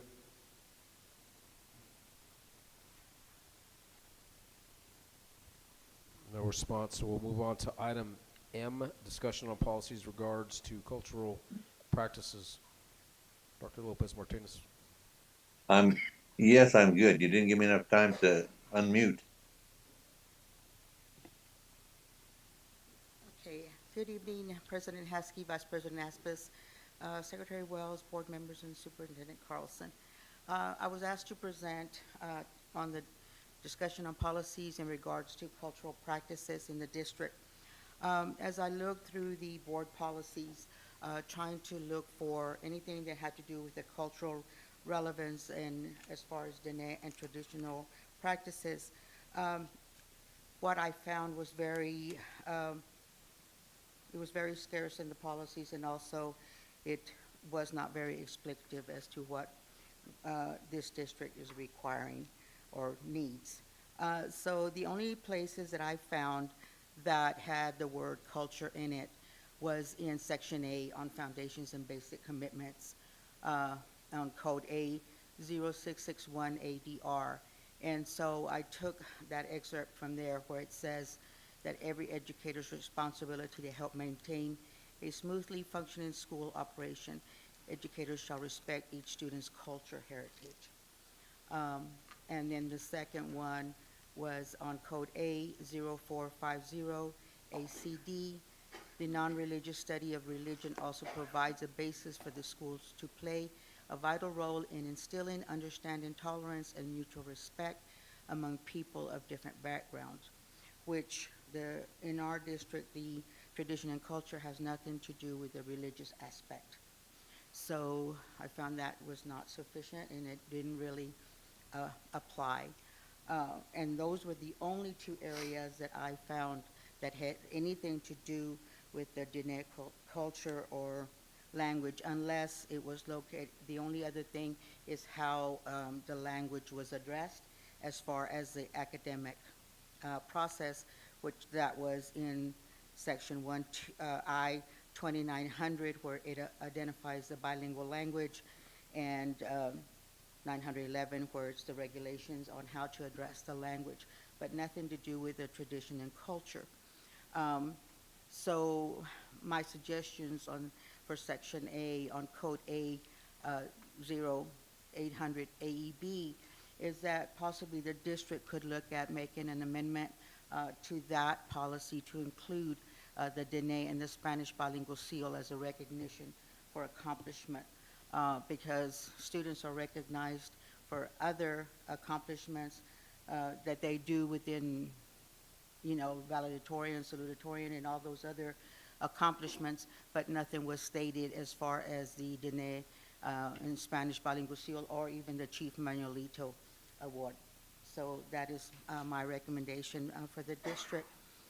And then I have a request to utilize the board's expertise in creating a policy that addresses the cultural and traditional practices of the students of CCSD in a more detailed aspect, as cultural policies play a crucial role in the shaping of the educational systems in fostering the cultural diversity in our district.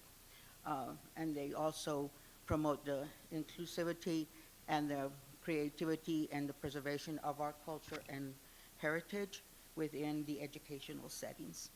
So, and valuing also the Navajo traditions, the Navajo culture, and all students' cultures within our district, especially primarily because our district is 95% Native American students. And so that's why I feel that the need to outline these required practices to build on students' social, emotional, and academic and cultural traditions. I stand for questions. Question from the board? Yes, I have a question. Ms. Haskey. In regards to this policy, Dr. Lopez, has there been a group, aside from the board, but has there been a group established to look at these policies and create the policy? No, ma'am, there hasn't. As far as when these policies were established in the board policy, that the last date was 2016, and these are how old these policies are. And then the recommendation that I had when we were at the work session back 3 weeks ago, I believe. I think it was March 29th, maybe. I don't remember the exact date. But my recommendation, what I would like to see when this group is formed, is not only to include a board member, but also to include Dr. Begay and Cheryl Benally in the development of this policy. Thank you. Okay, thank you. Anyone else from the board? Questions, comments? I have no comment. No. Ms. Aspis.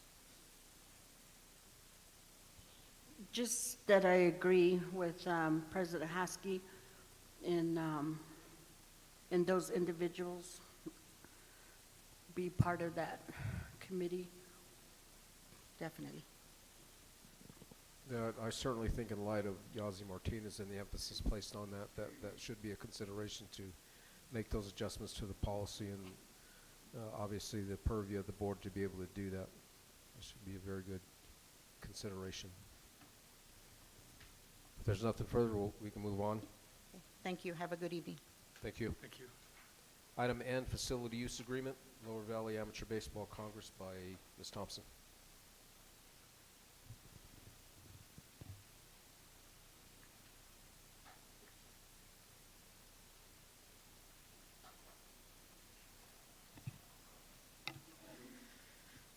Good evening again, Board President Haskey, Vice President Aspis, Secretary Wells, members Stowe and Montoya.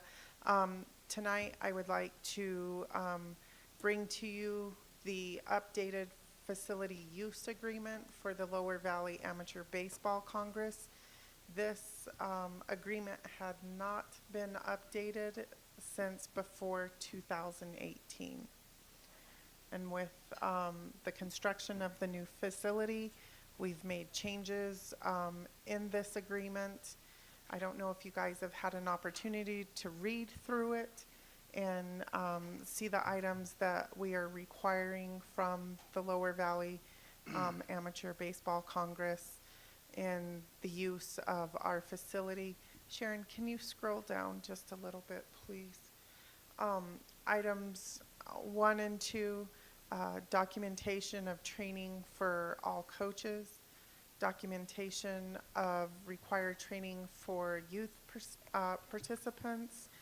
The facility mentioned provided to the Lower Valley Baseball Congress with the understanding that the Lower Valley Amateur Baseball Congress will pay Central Consolidated Schools the sum of $150 per year rent for the facility. It is agreed and understood by the parties that prior to October 31st of each ensuing year, during which this facility use agreement is in effect, a similarly calculated monthly unit cost or other equitable calculated cost or a pertinent rate increase will be negotiated and agreed to and will be in place and as agreed to in writing. We can cancel this agreement without any cause within 60 days of notice in writing by either party in this contract. The facilities are owned by the school district, which will be carried on a continuing basis on the school district's property insurance, and the Lower Valley Amateur Baseball Congress herein agrees to be responsible for any and all injuries to persons on the leased property, including the building itself caused by neglect, acts, or omissions of Lower Valley Amateur Baseball Congress or its agents or employees arising from use of the facilities. The Lower Valley Baseball Congress agrees to provide sufficient insurance to abide by the held harmless and indemnified agreement required by Central Consolidated School District, named as the co-insured for such purpose. The Lower Valley Amateur Baseball Congress shall provide a copy of such policy of insurance with coverage equivalent to those specified in the New Mexico tort claim to CCSD on request. Do you want me to continue reading through this for you guys? Okay. I think it's missing a word. It's the New Mexico Tort Claims Act. Can you go? You are correct.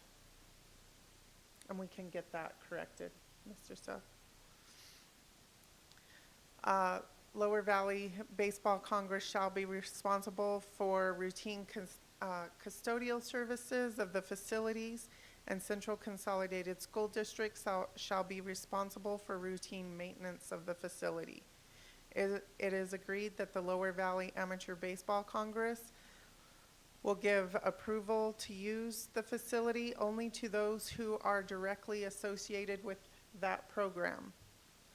It is agreed that the Lower Valley Baseball Congress shall provide a schedule to Central Consolidated School District, Shiprock Administration Office, and to the facility use coordinator located at the Shiprock Administration Office A building, with office hours and all activities for the month.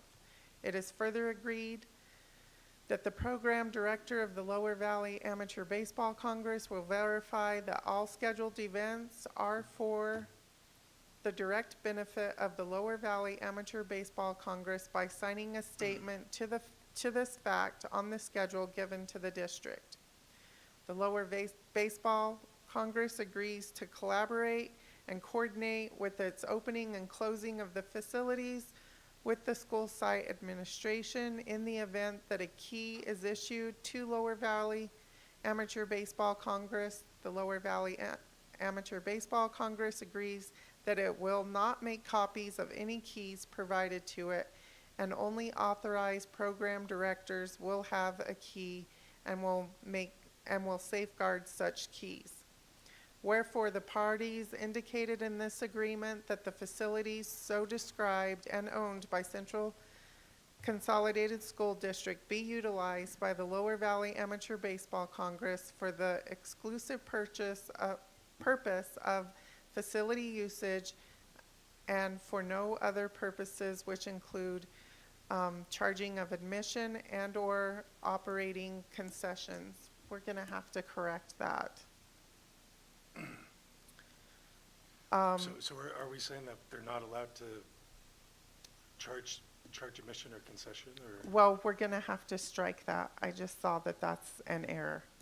They do have a concession where they can sell concession items there at the facility.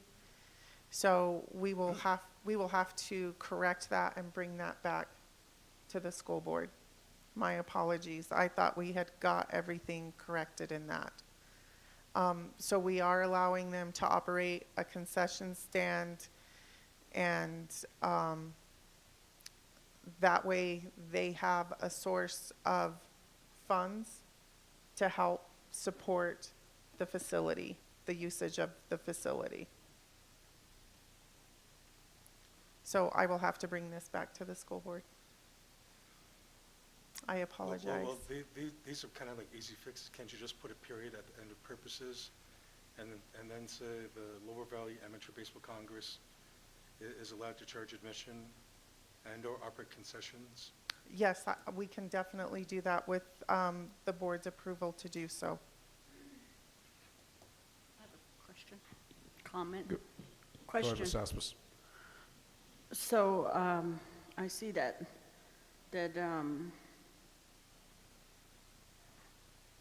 well, first of all, is this just copied and pasted from 2016? No, we went through it and corrected a lot of stuff in it from the one that was from 2018. Okay. And I apologize, I missed that. We had several people reviewing it and that got missed. I apologize. Any of them lawyers? No. Why not?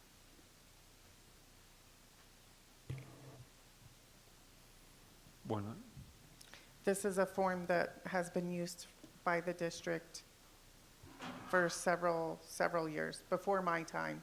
So I don't know who originally wrote this use agreement, but the one thing that we took out was the concession, allowing them to have concession, and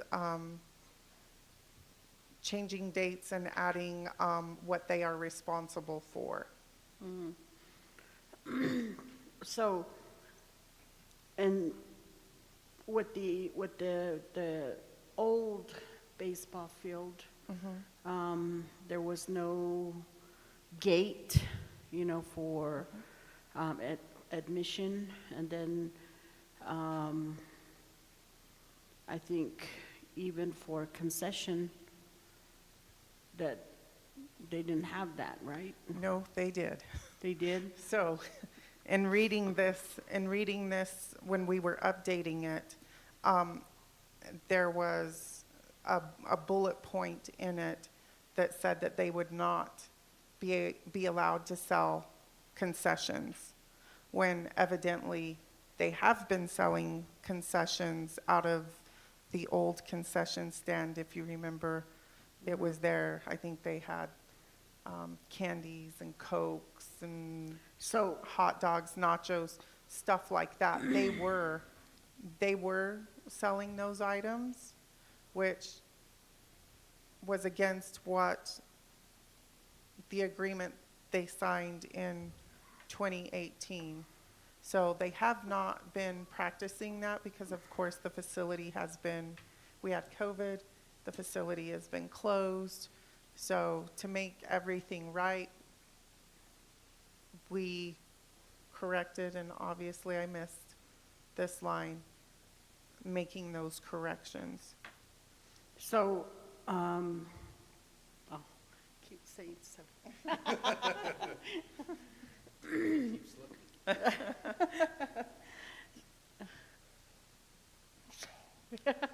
And you know, the old facility, we did not have lights.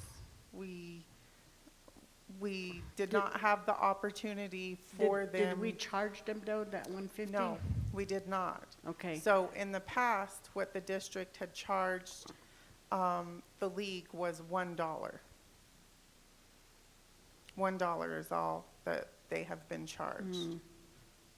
So this amount that we're charging is like we charge our other facilities. When you have a request to use one of our facilities, there is that fee of $150 with all these requirements that we're having the league provide us, with the exception of the coaches and the players must show documentation that they have gone through the concussion protocol. And we have to have that from every team, every coach that is using the facility, that they have all participated in the concussion protocol. Okay, Ms. Chappelle? Is she still on? Yes, I'm here. So have you been listening to this? Yes, I have. Okay, I'm wondering, before, when the facility was rented or for $1, and then they weren't supposed to have a concession, but they still did, but now with this new facility, and now that they are paying a usage or facility usage fee of $150, are they, I mean, does this agreement sound kosher in fairness of other organizations?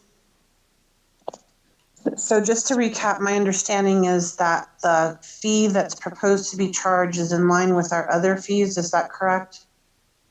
Yes. Yes, it is. And then I do understand about needing to correct the concession language. We obviously don't want them to be in breach right off the bat. And then I didn't hear, Ms. Thompson, if you indicated in addition to the concussion policy that they make sure that they have their own insurance and that we're a named insured? Yes, Ms. Chappelle, that is in the body of the contract. Sharon, can you go up? If I had the Word document, I could easily fix it right now. I know, it's on my computer. It's okay. As long as that's in there, I mean, I know board president, vice president, board members, that those are the key issues. Obviously is mitigation of liability. I did hear indemnification and hold harmless in there. So short answer to your questions, the fee is appropriate given the improvements and the fact that it's what we charge others. And then as long as they are following the concussion protocol and we are mitigating liability, especially with the insurance, we're okay. And obviously, Candace, in the other agreements with respect to concession, do we have any language that requires a certain standard or level of concession so that they're not obviously selling things that are not appropriate? Yes, Jermaine, if you look, I don't know if you can see the screen. I'm driving, I apologize. Okay, so what we have on page 2, paragraph 2 does stress the insurance and what insurance policy that they have to provide to the district. They do have to meet the New Mexico Health Code standards to operate their concession stand, which normally the things that I saw when we were demoing the old was Cokes, bottled water. I think they had some candies, things that they aren't preparing, things that are already sealed and packaged and easy to sell. I guess then the only thing that I would ask Ms. Thompson is whether or not, if we find out they're not complying kind of with those parameters, what our options are on the contract. Well, one area would be the food handlers, the permit. And they have to get that through through the state DOH. of New Mexico. So as long as we can hold them in breach or something, I mean, I just want to make sure they're accountable is all, because we don't want to, that would be the only thing, just talking through this on the fly. Correct. I'm kind of questioning the 60-day notice. So Jermaine, this agreement can be, may be canceled without cause within 60 days of notice in writing by either party. Sure. I apologize, Ms. Thompson, I interrupted you. The season lasts how long? Oh my gosh. I don't know. Baseball seems like it goes on for quite a while. They start practicing in March. Their games are in April. I don't think they wrap up until July sometime. I think it's like all And so It's all board summer. vice president. As member So said, it's all summer. Yeah. I mean, I can understand the long notice time of vice president, especially if they have to find, you know, if we give them notice at our discretion, then they have to find other facilities. With a season that long, I can understand why, you know, that would be helpful. Industry standards usually 30, but I can understand. And is this part of our standard? Is part of our standard 60 days, Ms. Thompson? Ms. Chappelle, yes, this was original to this contract. I don't know if that answers your concern, Vice President, but I can stand for further question on that point if needed. I think it should be a lot less than 60 days, maybe 45. But then again, this is the first time we've had this facility, and did you happen to know what other facilities are doing, like say the one over on La Plata, how the city of Farmington operates that? No, ma'am. I do not know how the city operates their facility. Yeah. Ms. Thompson, just another follow-up with respect to the 150 that we charge other entities. Are their seasons the same length? No, that amount is charged for just a flat rate for any of our facilities. Like if you want to use the Commons at Shiprock High, or for family events or stuff, we always have people wanting to use our facilities, and this is the flat fee, unless it's been waived by superintendent. He has the purview to waive that. And then I guess my follow-up question to that is, does this entity, I mean, do we share time with them? Do we have other uses for the field during the same time period? So, Ms. Chappelle, to that question, the league knows that if, say, Judy Nelson or Kurt Linnell has a field day or whatever, that our school-based programs or events are priority, that we will bump them to use our own facility. Well, that's why I'm saying that 30 or that 60-day. What if it conflicts? What if something? They have to rearrange their schedule. Does it say that in here, that what you just stated? I believe it's in the facility use agreement that they sign with Ms. Ration. I don't have a copy of that. Shouldn't that be on here, though? That form has been filled out besides this form. that agreement has been filled out, and Ms. Ration has that on her desk right now. So this is just the agreement, because this could, if you look, this could be a multi-year agreement. So that's why this was put in place, where our standard facility use agreement is like a day. You know, they're renting our facility for a day. This entity is renting our facility for weeks through their baseball seasons. Or months. Yes. All right. Well, on page 2, paragraph something, it says, it's agreed that the Lower Valley Baseball Scroll up, Conference provides a Sharon. schedule to the School District Administration and Facility Use Coordinator located at SAO. You could probably put in there that in the event that a district event or activity conflicts with this, the district had, what is it, bump them? So that's, Or it's implicit within that, like, it's kind of, Yeah, rather than make it complicated, you could just say, well, so we do have their schedules. Yeah. We do know what their schedules are. So we look at that schedule, and keep in mind that this event is after hours, after our schools are over for the day, and on weekends and through the summer.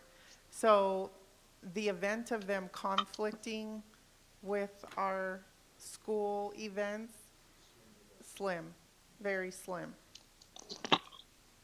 yeah, so I would think if, in the rare event that it does happen, you just kind of like talk it through and, because otherwise you're adding to We're picking at each, we're kind of picking it apart, yeah. What's the timeline on this? How quickly do they need it? Can it wait till May is my question. Their opening day is April next 29th. week. The 24th is their opening day, and they are practicing currently on the fields. So, is the 150 an annual fee or just a one-time fee? Since it's a multi-year, It's it an sounds like. annual fee. Okay.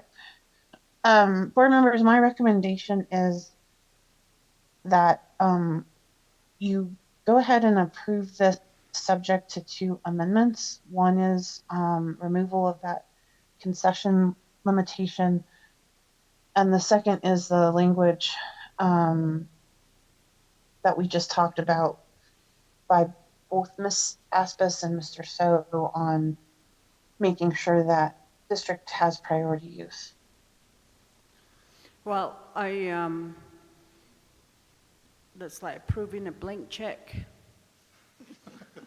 But I like the language that Board Member So is saying, that I think it needs to be in there, because who's gonna fumble through other papers, you know, except the main one, and it needs to be stated in there. Yeah, I think those I agree with you. Those 2 amendments are important, and it's on the record, so it's we can obviously make sure that gets corrected before it gets signed, right, Ms. Thompson? I'm sorry, Ms. Chappelle, can you repeat that question? We can make sure that the contract is amended with these 2 revisions prior to signing. Can I get the revisions? I'm gonna have somebody, I'm one-handed, you can't see this, Jermaine. My right hand is in a cast No, and a swing. I'm happy to draft the revisions, just not when I'm driving, but I can do it tomorrow. I can have somebody write down the revisions. So we want to correct the line that says the Tort Claim Act. New Mexico Tort Claims Act, add that language in. Add that on page 2. language. We're gonna strike the concession prohibiting the sale of concession. No, they can. We're gonna, Probably just. I'm sorry, what's the language on Tort Claims Act? I didn't hear that earlier. It just says the Mexico Tort Claim. it doesn't say act, There's Jermaine. no act. We missed Oh, okay. the Yeah, act Okay. in that. It's a typo or something. It's a typo. All right, that makes sense to me. And then we are going to add in, You could probably put a period after purposes on the last page, and for no other purposes, period. And then add in the Lower Valley Amateur Baseball Congress is authorized to charge admission and operate concessions. And by fixing their signature, period. there was one more thing that you're asking for. The other thing that we talked about, which I recommend to you and the board and the superintendent, is that we do put a statement in there that if our needs, the district needs conflicts with their schedule, the district needs our priority. Okay. What you just said.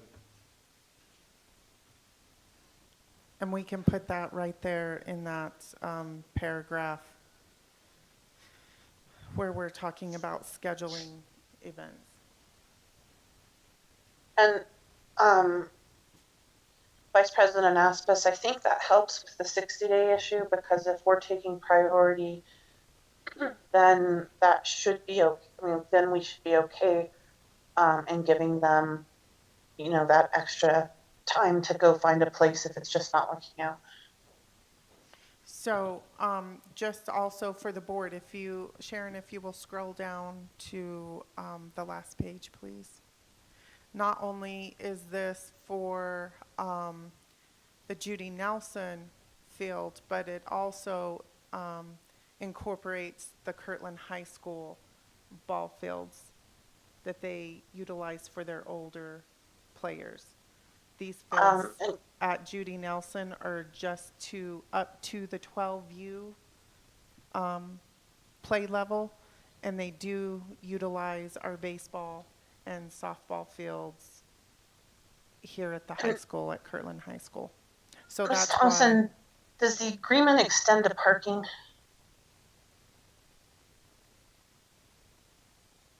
Can you expand on that?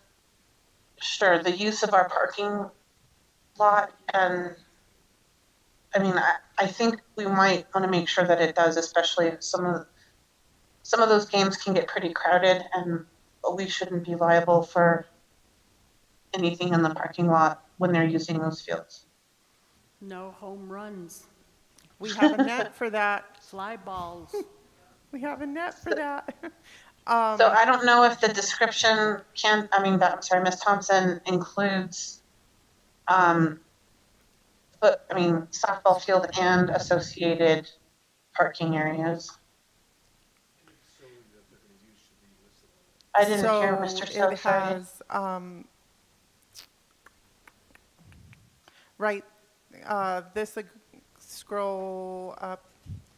So it says the facilities owned by Central Consolidated School District.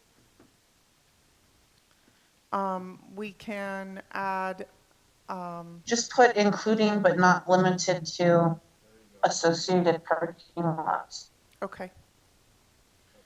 That just covers us, that their insurance cover sure knows that it extends to parking as well.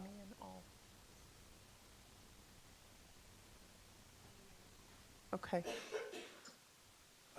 Did you also say that the baseball also covers high school? Because in the first paragraph, it says ages 4 through 13. Is it just up to 13, or do you want to just delete that altogether? Just for students in the Kirtland area?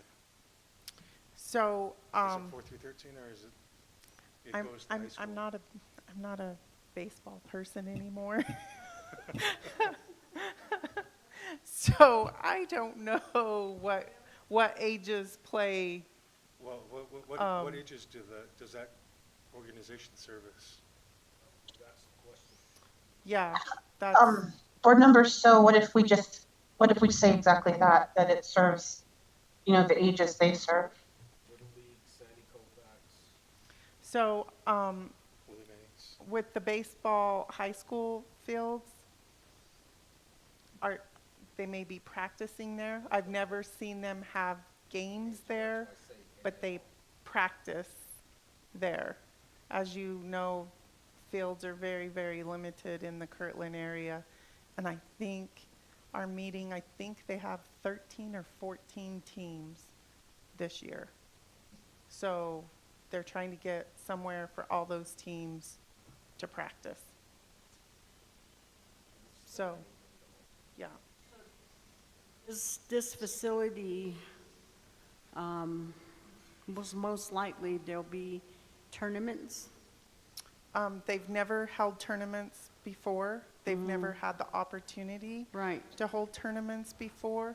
So this is new for us and them. And then along with that, so then you'll be looking at, and you're saying the upkeep of the facility is through our maintenance, right? Yes, ma'am. And so then there's overtime or? No, the maintenance will be during our regular school hours, But work hours. Most tournaments are in the weekend. That is for the association to clean the restrooms, take their trash, that line their infields. Our part of it is the irrigation, the mowing, maintaining the facility, you know, the HVAC, if something's going on with the HVAC or the sewer, that's where we take and we maintain that. So the league is why they use the facility during practices or games. They're responsible to clean the restrooms. Okay. So that's on them to clean the restrooms. And the trash. And the trash. But if we have to do it, part of the facility use agreement that they've signed with Sharon is that they won't get their deposit back, and we can assess them fees if, for say, I have to have maintenance go and clean up after them because they have not done what they're supposed to do. We are going to assess them fees if we have to clean up after them, if they're not holding up their end of the agreement. Is there cameras? No, ma'am, there is not any cameras at the facility. There are cameras, obviously, at Judy Nelson. I will have to see, I'll have to get on the system to see what all the cameras are capturing out there now.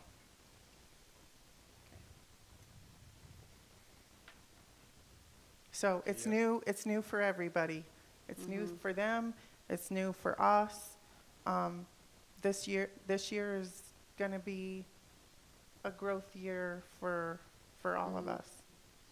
And it's unique in the fact that, you know, we have lights, and if they use the lights, we're gonna have a base of, this is what your usage of the lights ran us, and we need to talk about that shared cost. And I'll be holding you to that slim chance of any conflicts. I think scheduling conflicts. I think we're gonna be good. I don't foresee us having any conflicts. And this facility is really good for softball switch. We had the softball tournament that we held here in Kirtland, and we ended up utilizing the 12U field for that softball tournament. So this also helps our junior high school sports where they can hold bigger tournaments here too. So. Okay, yeah, I'm supportive of getting this approved with the edits that we suggested tonight. Okay. How would you like me, I have it on my computer now. I can update it, send it to Miss Ray for your guys' review before we leave here this evening, or would you like to do it in the morning. It's what you guys would like. As long as it's corrected by the time we end this meeting. Okay. Okay. They're easy fixes. Yeah, they're super easy, It's not like you're rewriting. especially one-handed. I know. Hey, I'm pretty good. I'm pretty good left-handed. 1, 2, 3, 4, 5, 6 people that can take care of it. All set of hands. I could have did it, but I'm locked out of Microsoft Word. I could have did it myself, but I'm locked out of those I programs. appreciate that, member. So, Just to clarify, Ms. Thompson, you're going to make the changes and then bring it back once you've made those changes? yeah, as soon as they're done with me, I'm going to go back to my computer and we're going to make these changes. Great. Before they leave tonight. Okay. Thank you, Vice President. You might write something else in there. $1 million. Wrong name answer. Free concession. Any further questions? Going once, going twice. Sold. All right, let's move on to P. Since we did O at the beginning. New Mexico School Board Association Scholarship nomination by Mr. Carlson. So this should be a rather quick one. The reason is, so we submitted a name. We were given a couple names. We submitted a name to the New Mexico School Board's folks. There was some information missing from that. So we've gotten that back after this agenda was put forth, and we have that today, and we're going to resend that again. So I can't give you the name until that's been accepted. So I'm going to ask that you hold off on that, and that you have a motion to withdraw from the consent agenda, since we can't give you the name right now. Yeah, thank you. If I could ask, when do you think you'll have the name ready? Because I think we're having a meeting on. Well, it's too late to do that because of 72-hour rule. It'd be Wednesday, Thursday. Yeah, you can't do. You won't be able to get it on there. Well, if you have it up by Wednesday, 1 o'clock. Oh, that's true, right? Thursday. Yep. Can you do that? Make that adjustment to have that name submitted during that special meeting? Before 1? Tomorrow's Wednesday, Thursday. Wednesday, Thursday is today. Oh, yeah. Yeah, see, yeah, it's 2 days. Okay.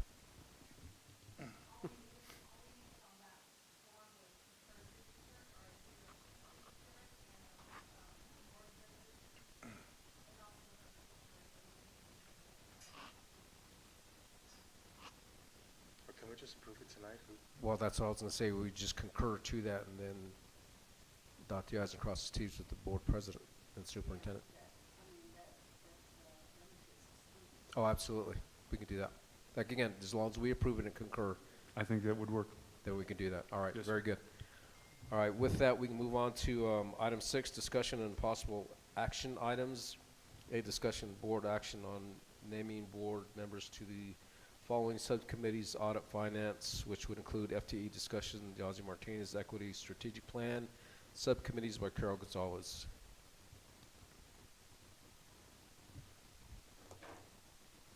Who's going to lead that? Is that you? Carol's name's on it. I don't. Who? I can certainly do it, though. I was going to say, who's the superintendent? I can handle it.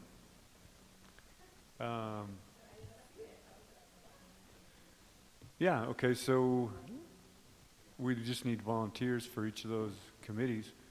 We have the audit committee, and I know that we got a note taker back there, but I'm going to also write these down. The audit committee, and we have the finance committee, which of course includes FTE, Yazzie Martinez, equity, strategic plan subcommittees. Okay, so you need 2 for each committee, correct?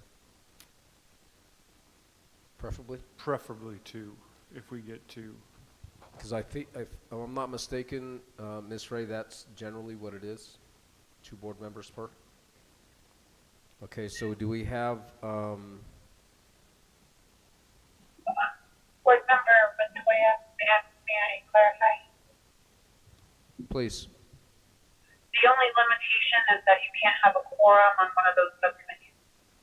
Gotcha. So it just can't be more than You could two. have one, you could have two on, Yeah, that's, Any yeah, of the like that's why I said I think it was, we had 2 on each one, generally. which All would be right, fine. I'll volunteer for audit committee. Do we have another volunteer for the audit committee?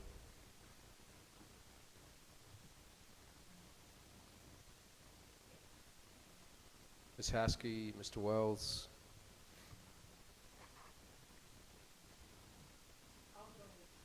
You? Okay. Did you get that, Sharon? Thank you, Ms. Ray. Finance. I will volunteer myself. Need one more for the finance. I'll volunteer for the finance. All right, Mr. Wells, that's 2. And the third, which is Yazzie Martinez Equity Strategic Plan Subcommittee.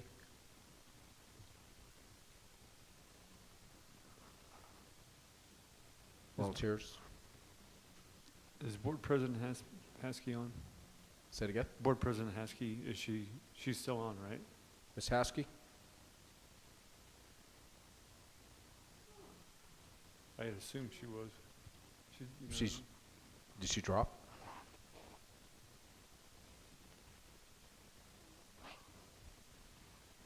Do we still have her? Or is she on? Okay, she's still on then. Ms. Haskey? Yes. Would you have any comment regarding naming yourself to the Yazzie Martinez Equity Strategic Plan Subcommittee? Sure. All right, one more.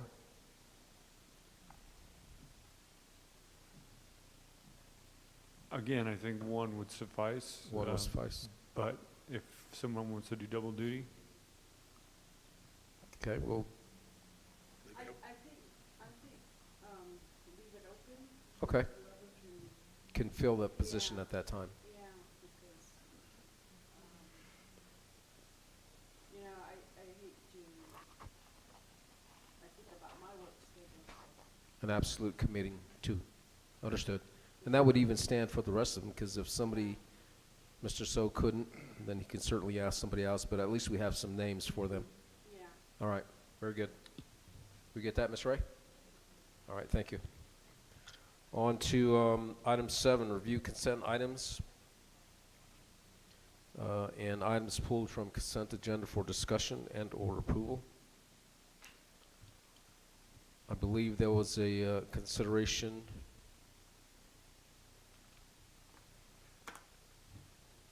Or was there, or is there? Jay's removed. Say that again? J? Oh, let me go. Oh, yeah, there we go, yeah.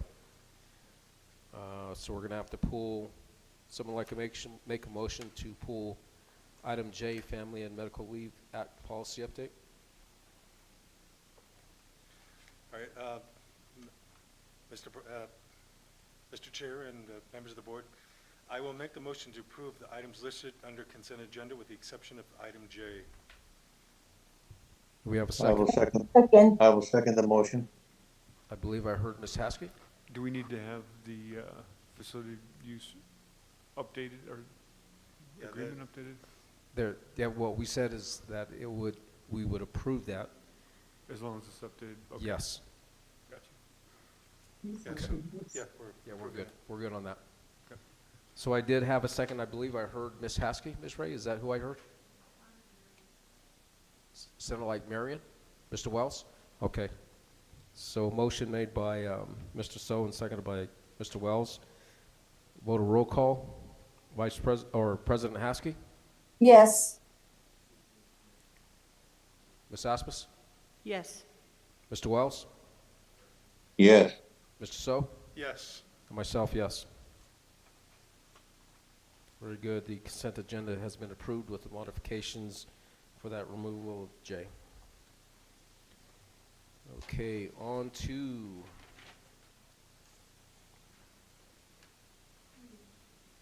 item 9, executive session. A, convene executive session, discuss pending and/or threatening litigation regarding PED rule on school calendar days as permitted under NMSA 1978, Section 10-1-2, H7 of the New Mexico Open Meetings Act.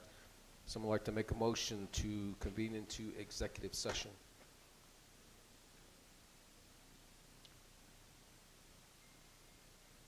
I so move.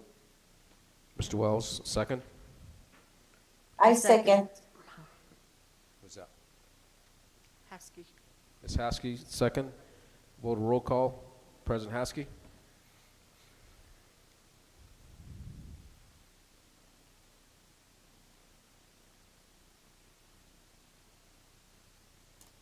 Ms. Asmus? Yes. Mr. Wells? Yes. Mr. So? Yes. Myself? Ms. Haskey?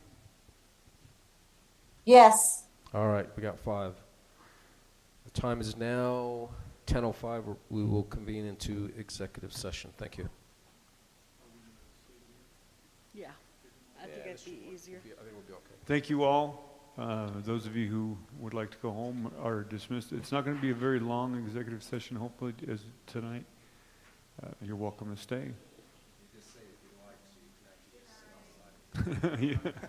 If you want, you can just sit out there and just wait. I know Ms. Simon will. Or copy the agreement.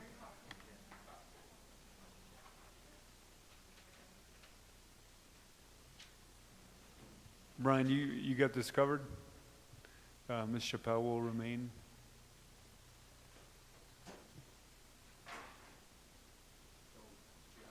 Ms. Chappelle, yeah, to remain. And of course,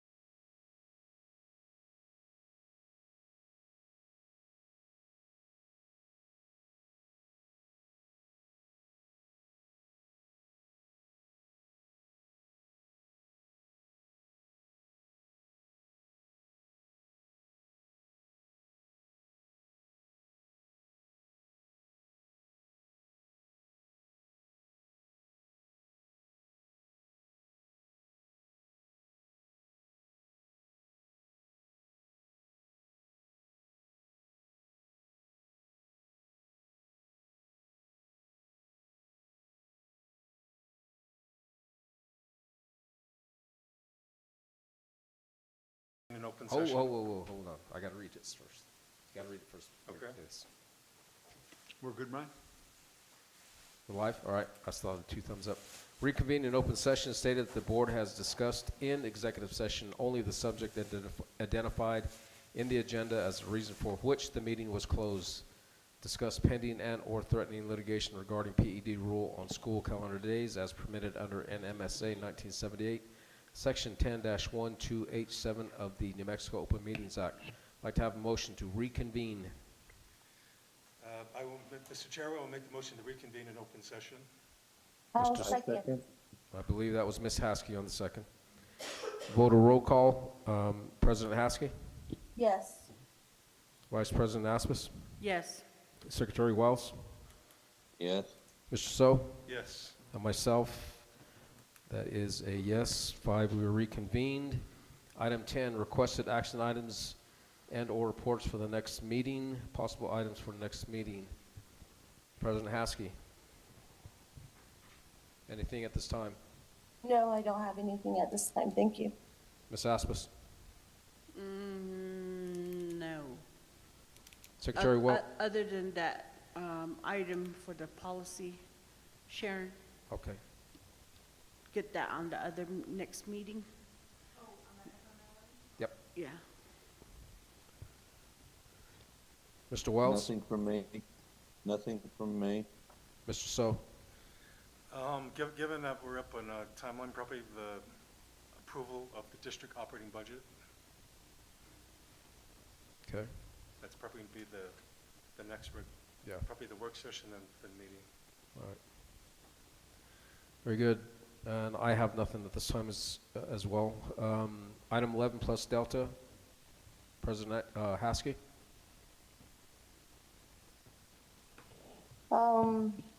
I think everything went well. Thank you. Ms. Aspis? Yes, it was good to see former board member Jones and then also the recognition, the Kirtland High School girls Broncos. What would you say, Broncoettes? I don't know, Lady Broncos. Lady Broncos. Good job on their wins and taking state. I wish we had at least cupcakes or something when we recognize those teams. That would be But, nice. Yeah. All right. Mr. Wells? I would like to see more recognition. Tonight's recognition went well. I thought it highlighted the accomplishments of the players, and thought it brings to the community. So I thought that went well. All right. Mr. So? Good discussion on a lot of topics, items that were brought up. And of course, the student recognition of Kirtland Central. Lady Broncos for bringing home another state title. That's it. That's all. And I concur with everyone else in that same regards too. Good job, Lady Broncos. With that, item 12, someone like to make a motion to adjourn? I'll make a Move that motion we to adjourn. I'll second the motion. All right, Mr. Wells and Mr. So. Vote a roll call. President Haskey? Yes. Vice President Aspis? Yes. Secretary Wells? Yes. Mr. So? Yes. Myself? Ooh, I almost said no, but just kidding, yes. Oppose. I oppose. I want to stay here